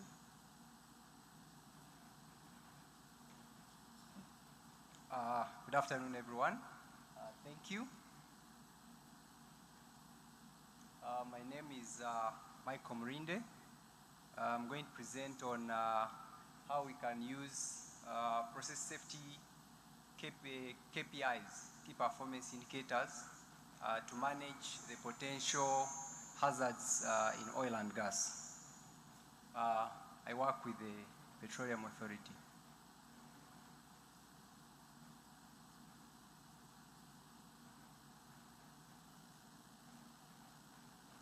Okay, my presentation outline: introduction, methodology, results, and conclusion. A brief introduction. We know that oil and gas is inherently hazardous, but we have to deal with it and put in place measures that can control those hazards. And this has been evidenced by the hazards that or the incidents that we've registered in the past. As you can see, that is the Montara incident that happened in 2009. That was an offshore rig. And down is the prior trust, still in US, still a land rig. So these incidents our activities are always prone to such hazards. And investigation reports have indicated that these incidents actually could have been prevented if key measures were put in place. Of course, we know we can use some measures, and process safety KPIs was recommended following these incidents to control these process safety hazards. There's always a risk of differentiating the distinction between individual and personal safety versus process safety.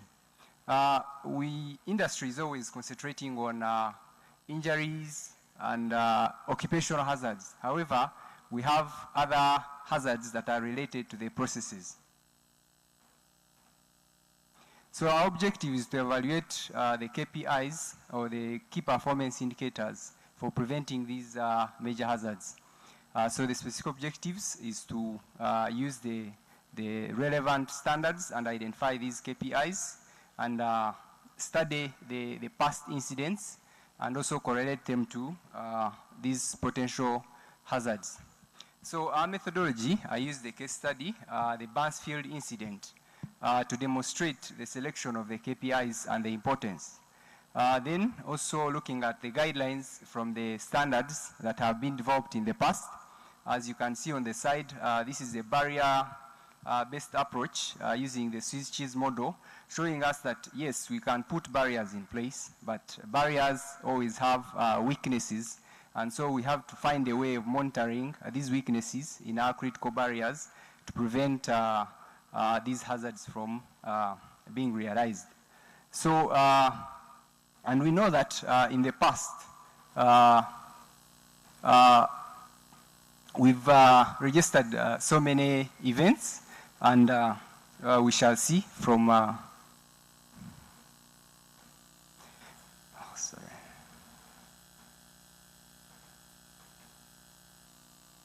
okay, this is the incident, a case study of the Barnesfield incident. It was a simple process. They were doing loading of product, but there was a tank overfill that led to loss of containment, and that loss of containment, the product vaporized and formed a vapor cloud that later ignited and formed a vapor cloud explosion and created catastrophic consequences. So we are trying to use this study to see how could this have been prevented. So I used the bow tie analysis to show the barriers that should have been in place to prevent such an incident. So our first step in selecting the KPIs, you need to know which barriers are adequate. So as you can see here, the ones highlighted in red, those barriers are the ones that failed, and they led to loss of containment, and that loss of containment escalated into a vapor cloud explosion. So we are saying if we could use the guidelines and select key performance indicators on process safety, like demands on barriers, they would have prevented such an incident from happening. For example, the main cause was failure of barrier. That was the automatic tank gauge alarms and the independent high-level alarm. So if we had those KPIs that measure the demands on barriers, this should have been detected. Or barriers failing on demand, this should have been detected before it escalated into such an incident. That's why it is important to make sure that we identify the key indicators that can monitor these hazards. So also I compared the results from the past incidents in the past 7 years from IOGP. IOGP gathers data from most oil companies. And with this data, I try to analyze and see, you see that they used 36 categories of these barriers that usually fail. And if you analyze this table, you will see that just a small percentage of these barriers are the ones that contribute to the most of the incidents. So in short, if we can focus our efforts on these barriers that commonly cause these incidents, then we could easily prevent them from resulting into these catastrophic incidents that we registered. Then also comparing the past major accidents like Pipe Alpha, Macondo, Prior Trust, you see that the causes from these investigation reports are almost the same, the management of change, and they're always recurring. So it's important to use this data on the past incidents to identify how we can monitor these barriers so that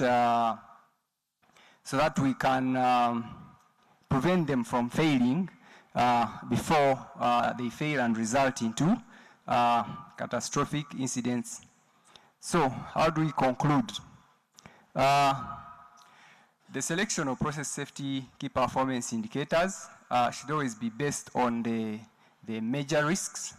That's why we used that bow tie analysis to show that you need to select the right barriers and then associated KPIs. And also data from the past applicable incidents should be used to determine appropriate process safety key performance indicators. I thank you.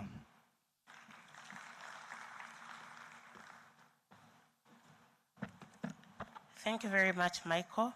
His presentation is very important to show us the fact that much as there are risks involved in the production of petroleum, of the petroleum resource, there are also technologies, there are processes, there are systems of helping to avert and also to manage these potential catastrophes.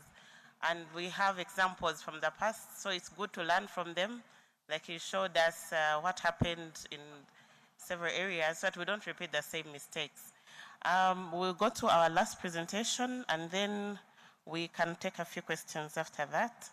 Our last presentation will be on managing environmental, health, safety, security, and social impacts in oil and gas operations. This will be done by Mr. Abdi Abdullahi from the Ministry of Energy and Petroleum of Kenya. You're welcome, Mr. Abdi.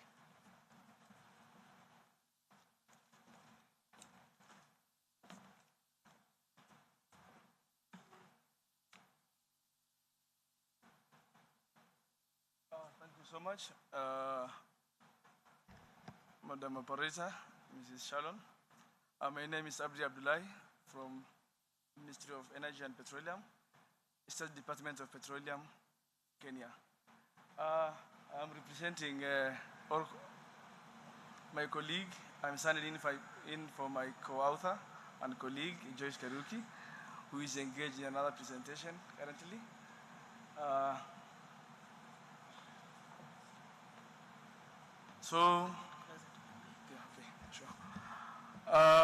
The topic here we have is the management of environment, health, safety, security, and social impact that oil and gas industries have on both the environment and social aspect.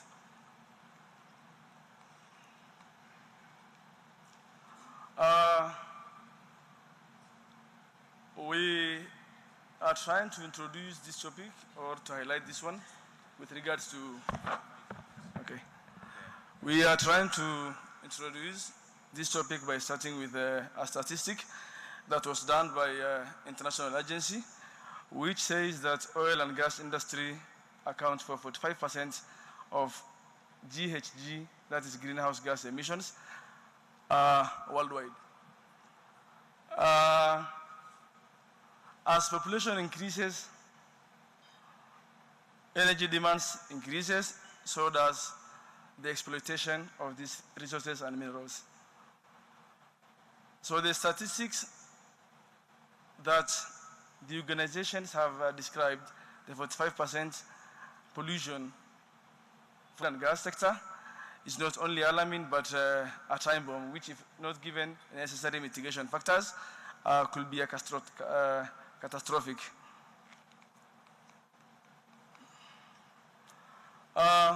In line with that, we have 3 objectives that we would like to share with you. One, is finding ways of improving environmental sustainability as much as we do exploration and exploitation of oil and gas resources. Two, we also want to look for strategies for the protection of public safety, security, health, and social aspects with regards to petroleum sector. And finally, as you all know, we are champions as an East Africa community, and we have policies and measures in place. So we are just want to assess the effectiveness of those existing measures, guidelines, policies that are in place for implementation by both the contracting parties, the IOCs, and the government agencies as well. In line with that, we find that if we look at these two key aspects, then we move in the right direction as we exploit our resources in a sustainable manner. The first one is ESIA, that is environmental, social impact assessment, and as well as strategic environmental assessment. If we do that, both of that diligently, and I think it can play a vital role in negating most of the negative impact that oil and gas have on the environment, as well as promoting the positive that it has on our economic values. The other key aspect is the stakeholder engagement, which should be done throughout the value chain, whether it be it in the upstream, midstream, or downstream, be it in the beginning of or before the onset of the project, or when the project begins, or be it after the project is towards the end of the project or decommissioning. Stakeholder engagement and public participation is a key aspect. And we also ask for transparency and accountability from the IOCs when it comes to matters environment in relation to oil and gas matters. Finally, we discuss the establishment of the management system that effectively gather and analyze environmental, health, safety data so as to provide insurance and promotion, a continuous improvement promotion in relation with oil and gas. There you see a triangle, the three key aspects, that is the environment, the social, and economic. And you can clearly see the linkages between the three. We cannot live without our environment. We cannot gain or we cannot trade our people, our health, our social aspect for the economic without taking care of all of them, the environment. So we have the socio-environment part, and we have socio-economic and eco-efficiency. That is generally the aspect that we are discussing in this section. The three should always have that interlinkage between them. It cannot go. The environment cannot be done without social part, and the social part cannot be done without the environment. Same goes with the economic. You cannot get economic values from these minerals without taking care of the social aspect and the environment as well.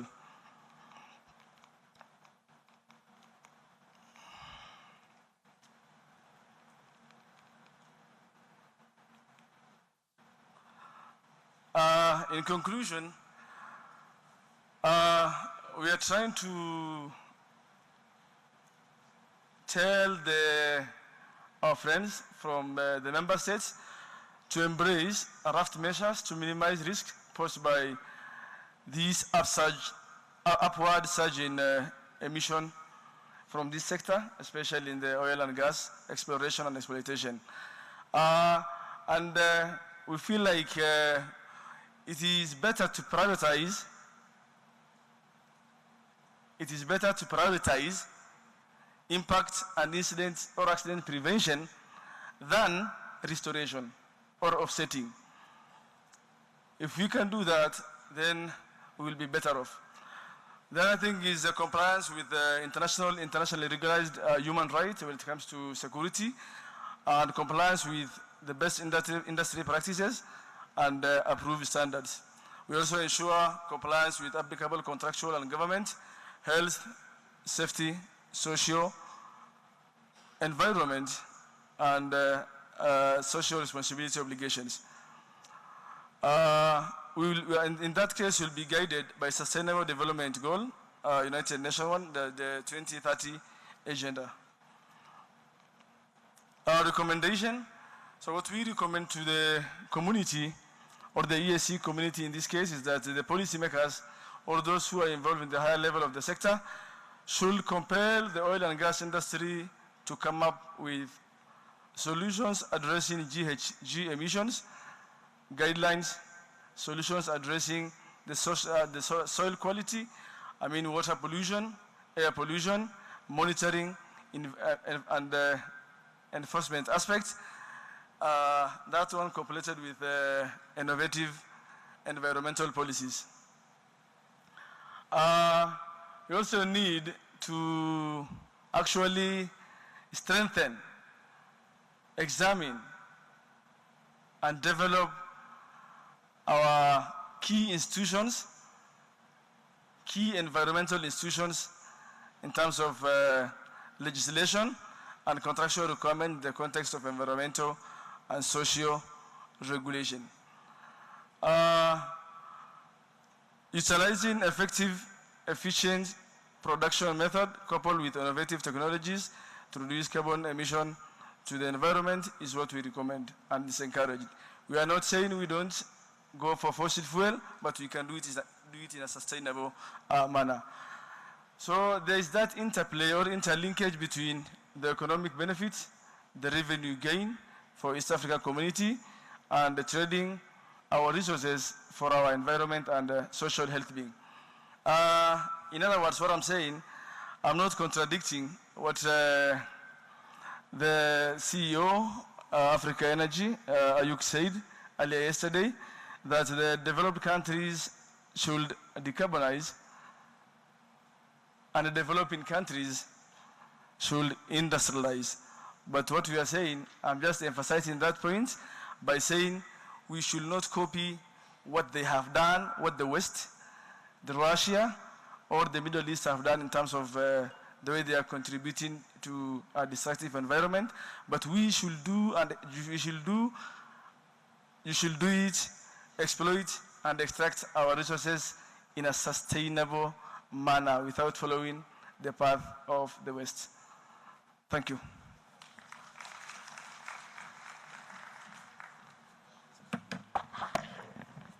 Thank you very much, Abdi, for that good presentation. Indeed, we need strong institutions, we need strong laws, we need a good environment, enabling environment for us to be able to implement the laws that help to actually protect the environment itself. Thank you very much for the presentation. I would like now to open up for a few questions, if there are some questions to our panelists, and then we can wrap up our session. Any questions? There are some questions to the back. Someone help us to move the microphone. When you get the microphone, please introduce yourself. Perhaps mention the panelists you would like to direct a question to, and then voice out your question. Thank you. Please keep your hand up so the person with the microphone can locate you.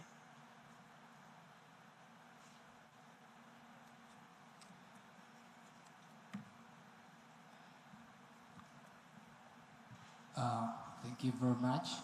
My name is Pade Chonjo, working with the International Consensus Center from Chikuya district, which I think is the host for most of the oil activities. The first presenter talked about environmental challenges and how to mitigate. As some people that I work with, some youth, we one time considered having the biofuels mixed with the fossil fuels to reduce on the amount of carbon emissions. I would love if she has some information about biofuels to enlighten me more on how biofuels can be mixed with the fossil fuels to reduce on the emission of carbon dioxide and other hazardous carbon compounds, so that we can live. Because some presenters were like, no, we need to transition from fossil. Yes, but in my own opinion, I think we need to do it for economic purposes, as another presenter said, and social. We need people to fight that emissions. So, because there are some of the solutions that we need the community to come in and have an input. People, if we have, like someone of said, planting of trees. Yes, we need the community, because it's not you people here to go in Hoima, in those regions, and plant trees. We need the community. So, as the last presenter said, we need that interlinkage, social, economic, and environment. So I beg the madam to enlighten me on biofuels vis-a-vis fossil fuels. Thank you very much. Thank you, Mr. Chichoncho. The next question. Okay.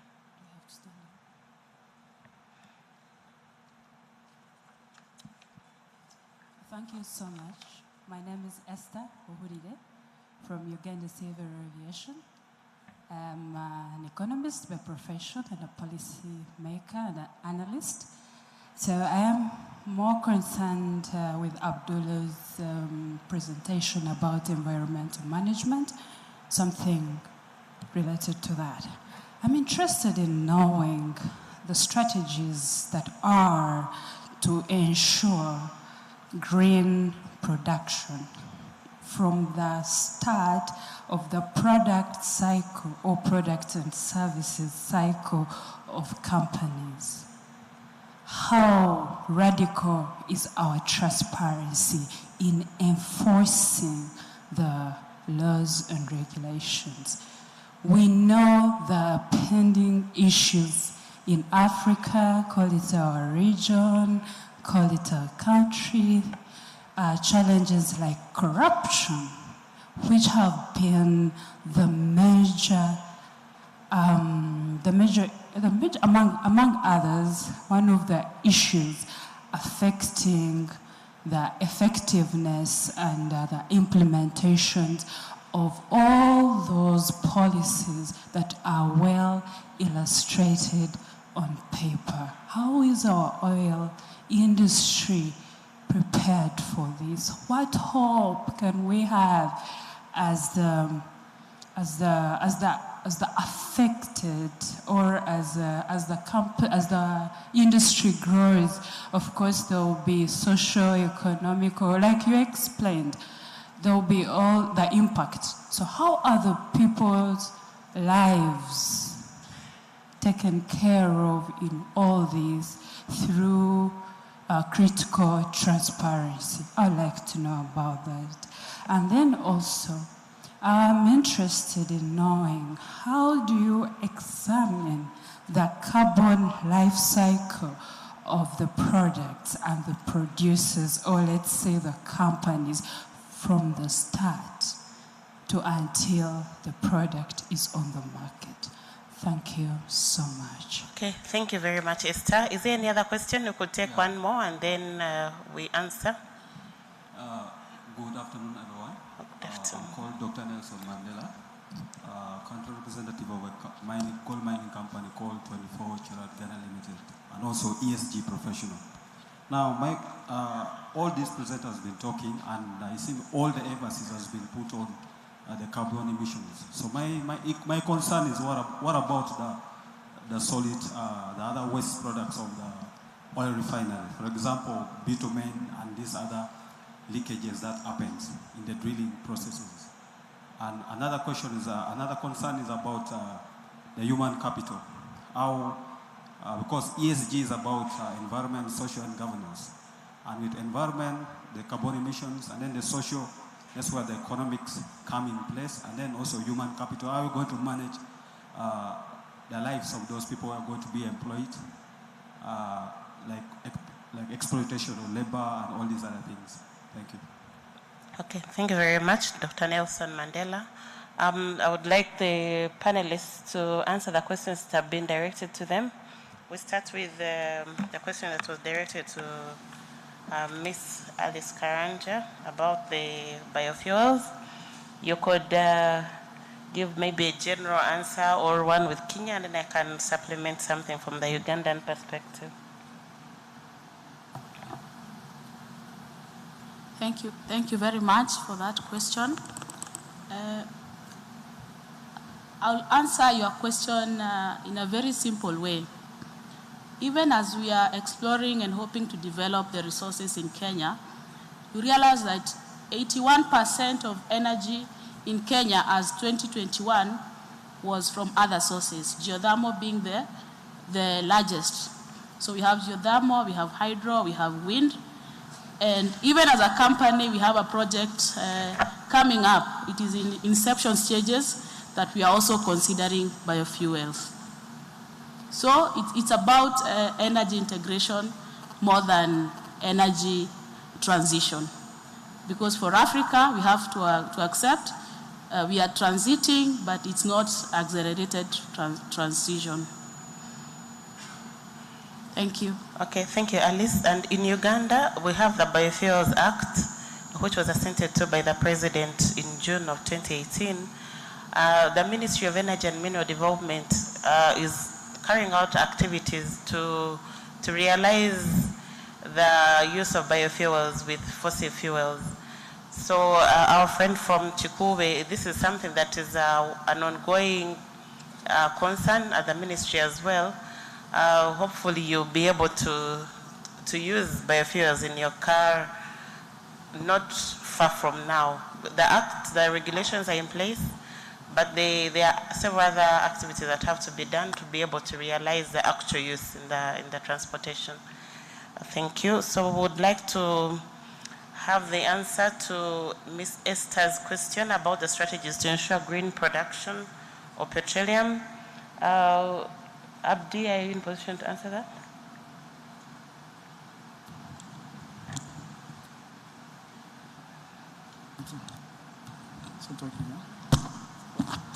Thank you so much. The strategies that you are trying to employ, or what I have explained in my slides, are the ESC community need to come up with policies. We are not short of policies. Actually, we have many policies, be it in Kenya, Uganda, Tanzania, or all 7 member states. When it comes to measures, policies, procedures, we are so rich in those areas. But the issue is always about implementation. And as to your question, we have the authorities who are in charge, be it the Ministry of Environment, being championed by the agencies like NEMA, National Environmental Management Authority, who should supervise and monitor the activities the IOCs are doing. When it comes to transparency in the ESIA, we are always trying to compel the IOCs, international oil companies, to be as fully as transparent as they can, to disclose, to have the full disclosure, public participant, to involve the communities in their participation at all the levels. So we are saying that one should be done by both parties, be it the contractor or the government agency.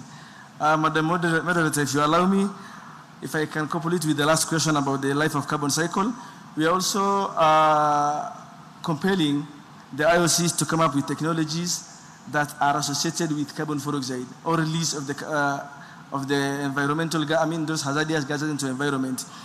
They should come with innovative technologies, and some of them are coming up with technologies that that they can re-inject those gas into the fields, or they can re-inject back into the earth, or the gases can be taken care of by using for production of electricity to run during the production phases of the project. Thank you.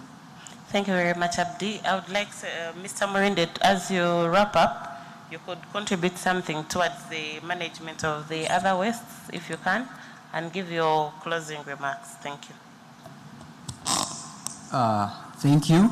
I think the management of other waste, the first, I think, action is to identify the kind of waste that we generate, and then ensure that we have appropriate mechanisms that can manage these wastes. Or companies are asked to have waste management plans that are adequate, of course, basing on the assessment, that are adequate to address these wastes. In my conclusion, all I can say is we need to ensure that we identify all the potential hazards and risks that are in our work environment, and make sure that we put in place appropriate measures that will adequately address those risks. I submit. Thank you very much, Michael. Indeed, the waste products from the drilling processes are not only the waste that arises from that is being handled, and there are strategies in place. And if you, for example, got in touch with the team at the ministry and with PAU, you'll get to see what is being done.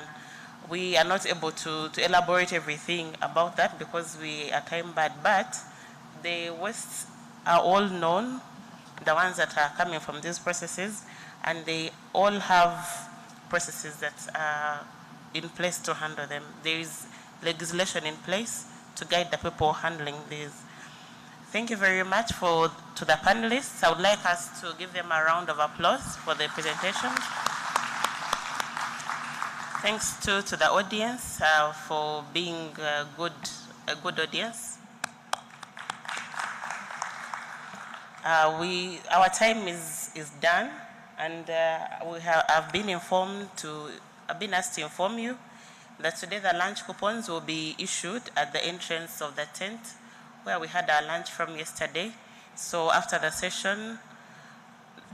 next session, I think, is when our lunch will be served. The MC will guide us more on that. Thank you very much.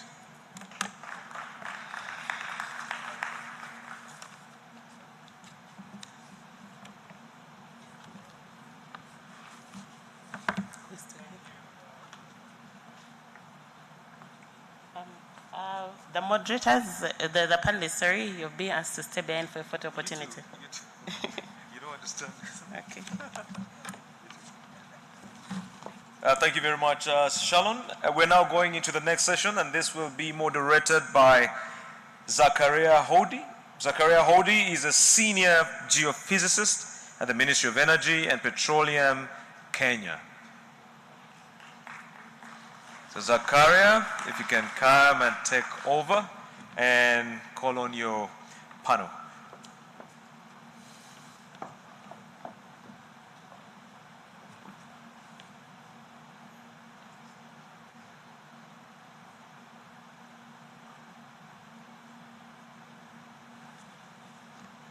Good afternoon.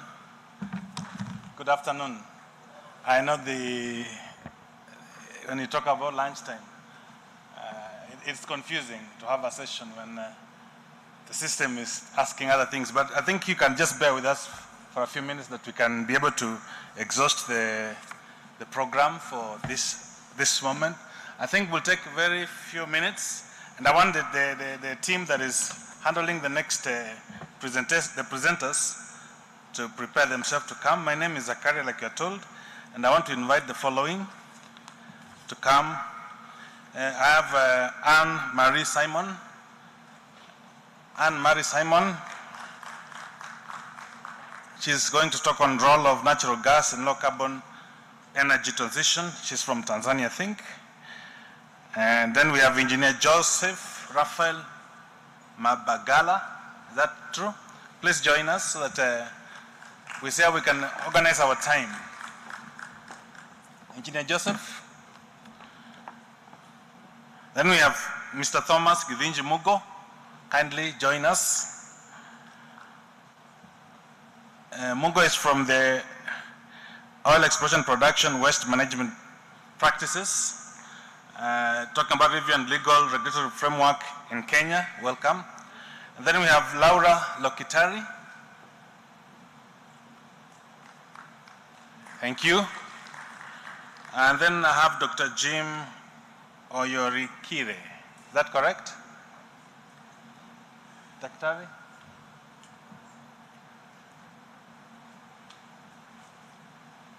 Okay, seems like we only have 3 presenters, and because of time, I would like us to tackle this differently.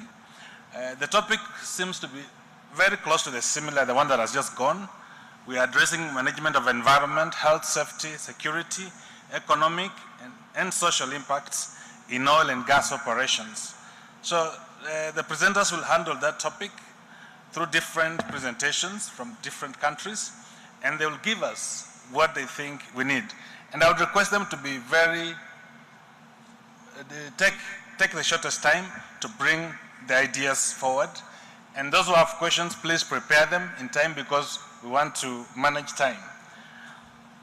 I have 2 ladies and a gentleman, and I think we'll start with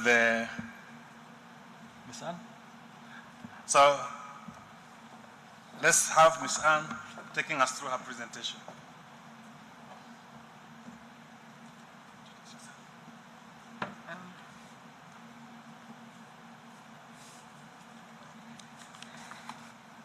Good afternoon, everyone. My name is Anna Maria Simon. I work for Tanzania Petroleum Development Corporation. My presentation is going to be about the role of natural gas in low carbon energy transition in Tanzania. I'm going to demonstrate how green is TPDC.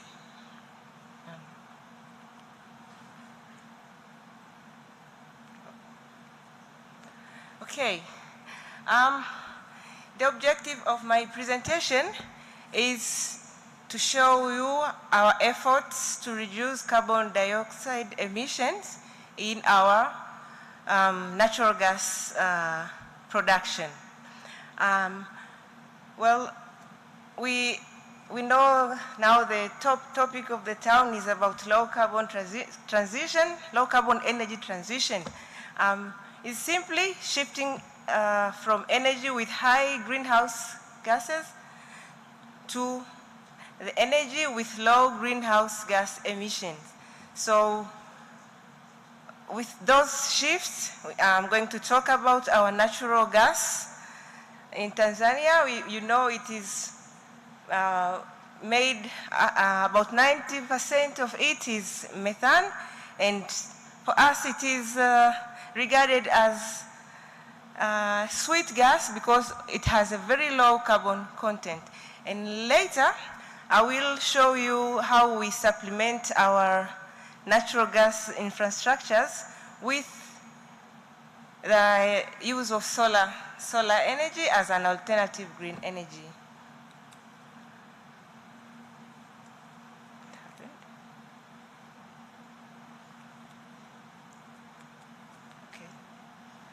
All right. My methodology was, I did a comparison of using natural gas production, natural gas as energy for power production versus if we are going to use liquid fuel, which is diesel. So later I will show you what were the assumptions, and the formula I used is the carbon estimation formula from IPCC, Tier 1. Tier 1 with the assumption that it's from point source emission, a stationary emission where our gas, our TANESCO power plants are, because they are stationary, and what I did is I collected data from TANESCO and asked TPDC. I made a comparison. If we were going to use heavy fuel, what will be the amount of carbon dioxide produced versus natural gas produced? So the formula is about fuel consumption times the emission factor that is being provided by IPCC Taiwan.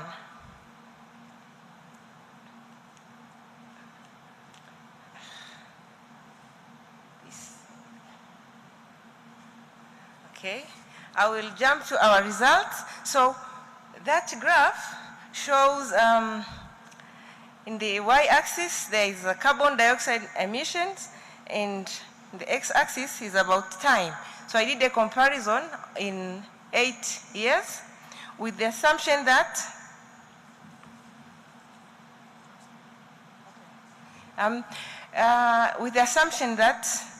in the absence of natural gas, we would have to use heavy fuel, and that is the result. The blue bar is about natural gas, and orangish bar is if we are going to use heavy fuel in power production. So that graph shows a decarbonization trend in power production, where we know that about 60% of the natural gas is used to produce power in Tanzania. And my results are quite interesting. The data analysis shows that the differences over 8 years, we've saved about 5.38 million tons of carbon dioxide through the use of natural gas. So natural gas to us is a very good low energy and energy with low carbon emissions. So what we call energy in transition, it gives us strength that we should explore more exploration of the natural gas and emphasize the uses.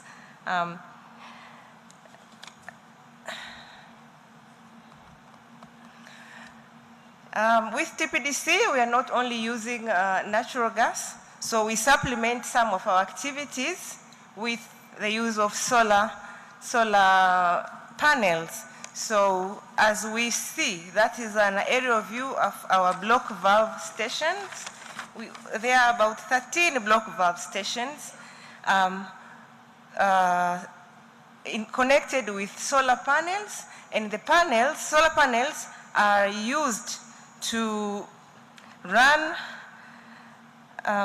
associated instrument in those block valve stations, like radio communication system, charging system, gas hydraulic valves, and the cathodic protection.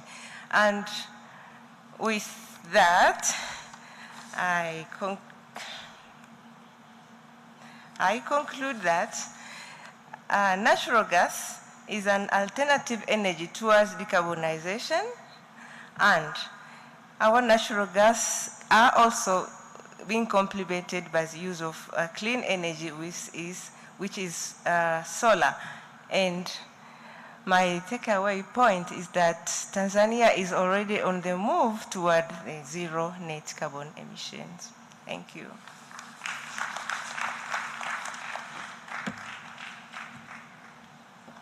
Let's give her another applause. I think she was telling us about the use of natural gas as, like we talked about the mix, the energy mix. I think the next presenter, so that we save time, I think you guide us. Where do you point this gadget so that we don't waste time? You see, you point at him, and then it will change. So we don't waste time trying to look. So I want to invite Mr. Thomas Githinji from National Oil Corporation of Kenya to do a presentation on exploration waste management.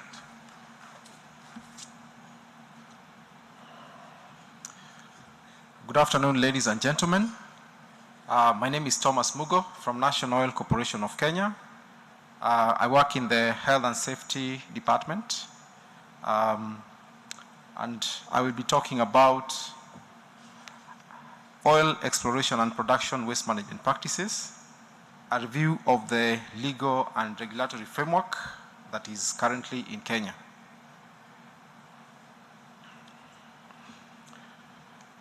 So we'll have a quick review of the existing legislative framework for waste management in Kenya, and that also includes oil and gas production and the waste generated therein.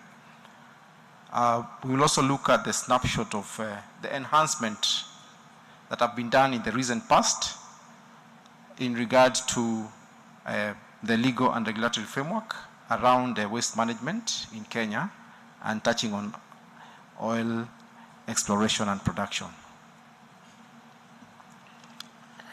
So the Constitution of Kenya 2010 highlights the right to clean and healthy environment, that is under Article 42, and it also bestows this, gives responsibility to the state to eliminate processes and activities that are likely to endanger the environment. Further, the waste management legal and regulatory framework in Kenya has been devolved to the county levels. That is, we have it being handled at the national level and the county level. Let's first look at the regional and global commitments that Kenya has is committed to with regard to the protection of the environment. And the first one is the Basel Convention of 2000. It addresses the issue of the control of transboundary movement of hazardous wastes. Secondly, we have the Bamako Convention. That is a treaty that has been ratified by most African countries, Kenya included, to take care of prohibition of imports of any hazardous wastes, including radioactive wastes. And this Bamako Convention has been was a response to Article 11 of the Basel Convention that encourages parties to have multilateral and bilateral agreements on hazardous wastes. Next, we have the Montreal Protocol that talks about the phase out of production and consumption of ozone depleting substances, and that can actually really continually harm the already damaged ozone layer. Next, we have the Rotterdam Convention that sets out the procedure for informed consent when it comes to the movement of hazardous chemicals and pesticides. Lastly, on my presentation on the regional and global commitments to waste-related agreements in Kenya, we have the UN General Assembly resolution of 2019 that handles environmentally sound management of waste, and it encourages the promotion of integrated approaches to solid waste management, and that is, among other things, encouragement or rather sustainable consumption and encouragement of a circular economy, encouragement of a reduction of waste at source of origin, discouragement of planned obsolescence of products, removal of hazardous substances from waste before recycling, and application of waste hierarchy for all waste. We've really used a lot of terms that have not been defined so far, so that will be addressed in my next slide. First of all is the environment. I was comfortable to use the definition given by the Environmental Management and Coordination Act in Kenya that talks about the environment being the physical factors of the surroundings of human beings, including land, water, atmosphere, climate, sound, biological factors, and that is summarized in that diagram as the atmosphere, biosphere, lithosphere, and the hydrosphere. Secondly, we are going to talk about waste. I still was confined on the definition provided in the Environmental Management and Coordination Act that says that waste is matter, whether liquid, solid, or gaseous, that could, or radioactive, that could be discharged, emitted, or deposited in the environment. And more so, it could cause alteration to the environment. The next, we're going to really talk about, because we are talking about sustainable management of waste, we're going to define waste hierarchy, and the definition provided in the Sustainable Management, Waste Management Act of 2022 is, gives priority to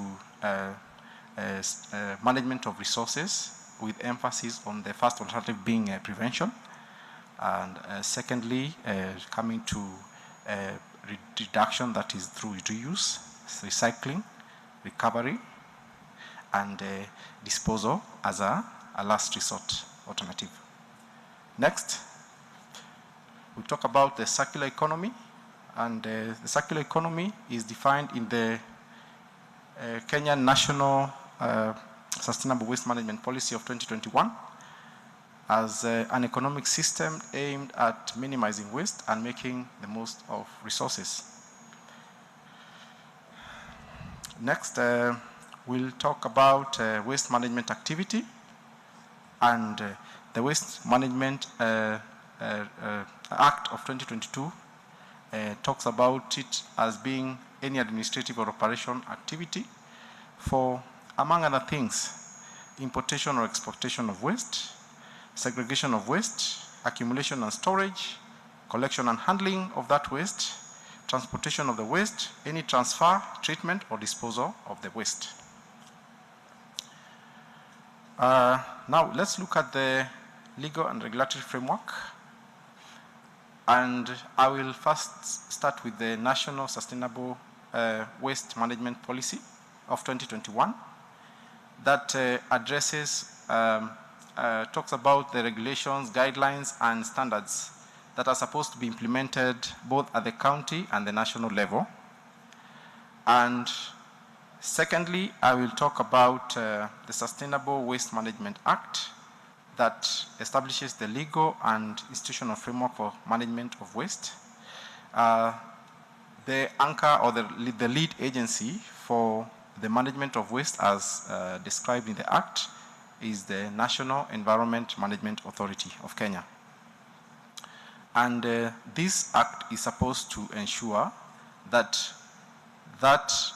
right to clean and healthy environment as espoused in Article 42 of the Constitution of Kenya 2010 is actually achieved.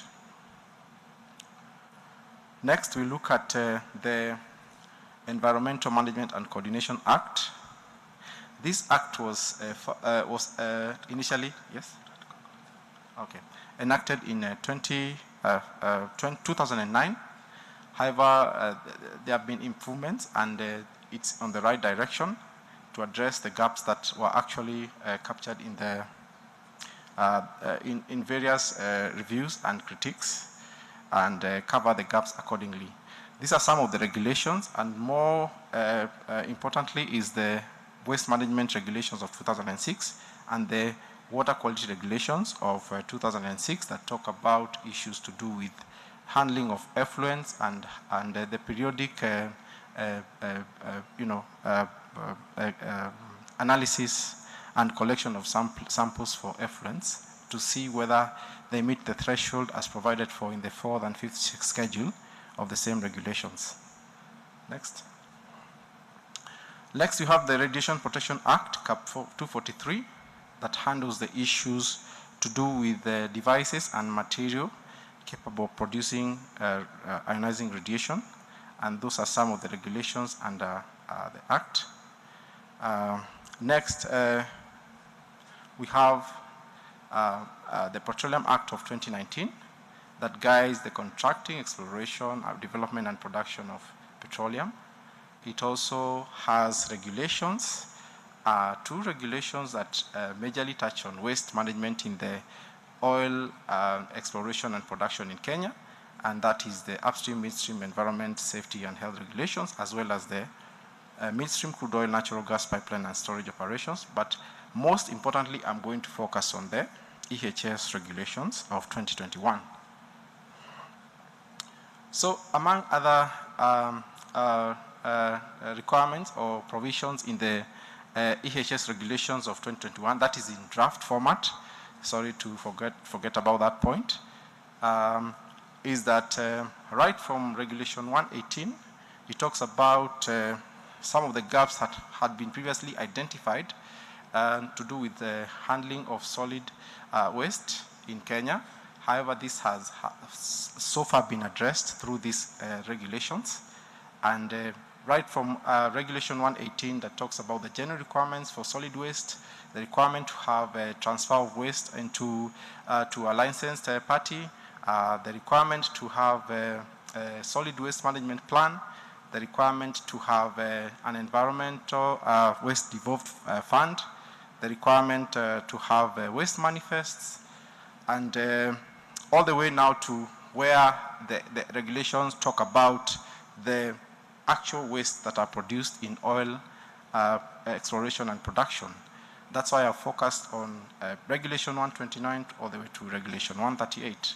Regulation 129 talks about the produced waters that are the handling water that is produced during the production exploration of oil and the drilling of wells. Regulation 130 talks about the management of the flowback fluids that is generated during the drilling activity. Next is Regulation 131 that talks about hydrostatic water testing and how that water should be handled. Regulation 132 talks about the drilling waste and how it should be handled. Regulation 135 enforces the gaps that have been there in the Radiation Act and talks about how radioactive sources should be handled.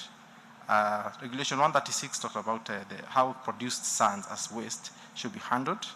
Regulation 137 talks about the completion and well work of fluids during the drilling process and how this kind of waste should be handled. And lastly, Regulation 138 talks about how naturally occurring radioactive material should be handled during petroleum exploration activities. This improvement over time in the legal and regulatory framework in Kenya has really provided a massive investment opportunity when it comes to sustainable waste management practices in Kenya, opportunities for investors in the area of handling of waste, treatment of waste, disposal of waste, and also the production of material that that could be utilized in full before they get to the lower hierarchies of the waste management triangle. Secondly, I want to highlight the dedication of the Kenyan people in terms of improvement of the legal and regulatory framework as regards to waste management in the upstream subsector, an area that was quite lacking a few years back. And lastly, I also want to reiterate that with the emergence of the gospel of clean energies and transition energy, I think the oil and gas subsector needs to hold itself to the high standards, moral responsibility of upholding international best practice to uphold sustainable waste management, to be able to have, you know, a clean environment, and to have oil and gas production in a more sustainable way. Thank you very much.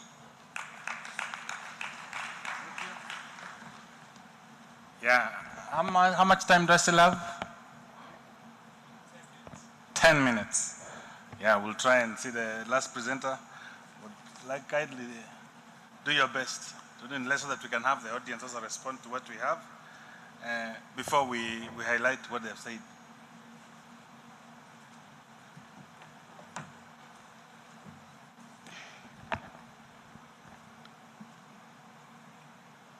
Good afternoon. I'm Laura Lokitari, a senior petroleum officer from the Ministry of Energy and Petroleum in Kenya. My topic is about use of landfill as a source of CO2 for enhanced oil recovery. And I'm going to define 3 terms that I'm going to use in my presentation. We have landfill. Landfill is a piece of land set aside where garbage can be buried so that we can get methane. Methane is the gas that is used, then CO2 is flared. So my idea was CO2 should not be flared. Methane should be broken down to CO2 so that we can use the CO2 collectively for enhanced oil recovery. Enhanced oil recovery is application of primary or secondary processes to increase production when the well pressure is low. So we have a photo of how the landfill looks like. It has layers. There is the bottom liner system, the old and new, the stormwater drainage system, the leachate collection system. The leachate is the liquid, the toxic liquid that comes after the garbage decomposes. And at the end, it should be treated so that it will not harm the environment in any way. Then you have the methane collection system. And finally, covering of the cap. So the covering traps the gas that is released from the landfill, and that is where my process comes in.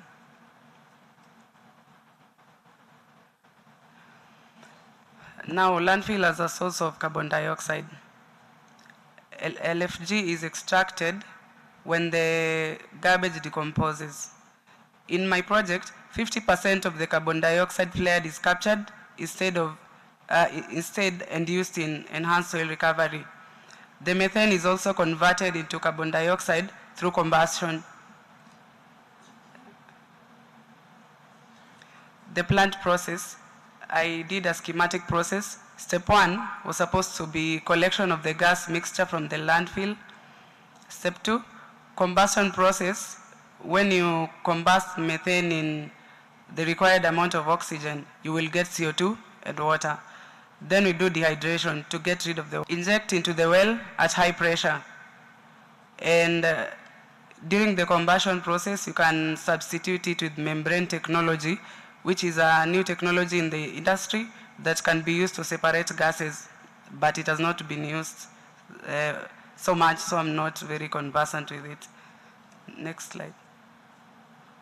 Step 5, compression process. CO2 is compressed. Step 7, transportation via pipeline to the storage facility. 8, storage. Step 9, injection. Number 10, geological storage, which we can call it carbon dioxide sequestration. After it has been used for recovery, it will be buried underground where it will be safer than being in the atmosphere. And it can stay there for thousands of years till we find a better solution. So we have a diagram there which shows the recovery process. There's the production oil and the injection oil, where the gas is injected in the injection oil, then increases production, and the oil comes to the surface. Conclusion. Use of carbon dioxide capture and storage for enhanced oil recovery is a good practice and an economical way of reducing CO2 emissions. Landfill is a very reliable and affordable source of CO2 and is readily available in densely populated areas. because instead of throwing garbage anyhowly, because we all take trash every week, it can be collected and buried instead of being put in a heap. It can be buried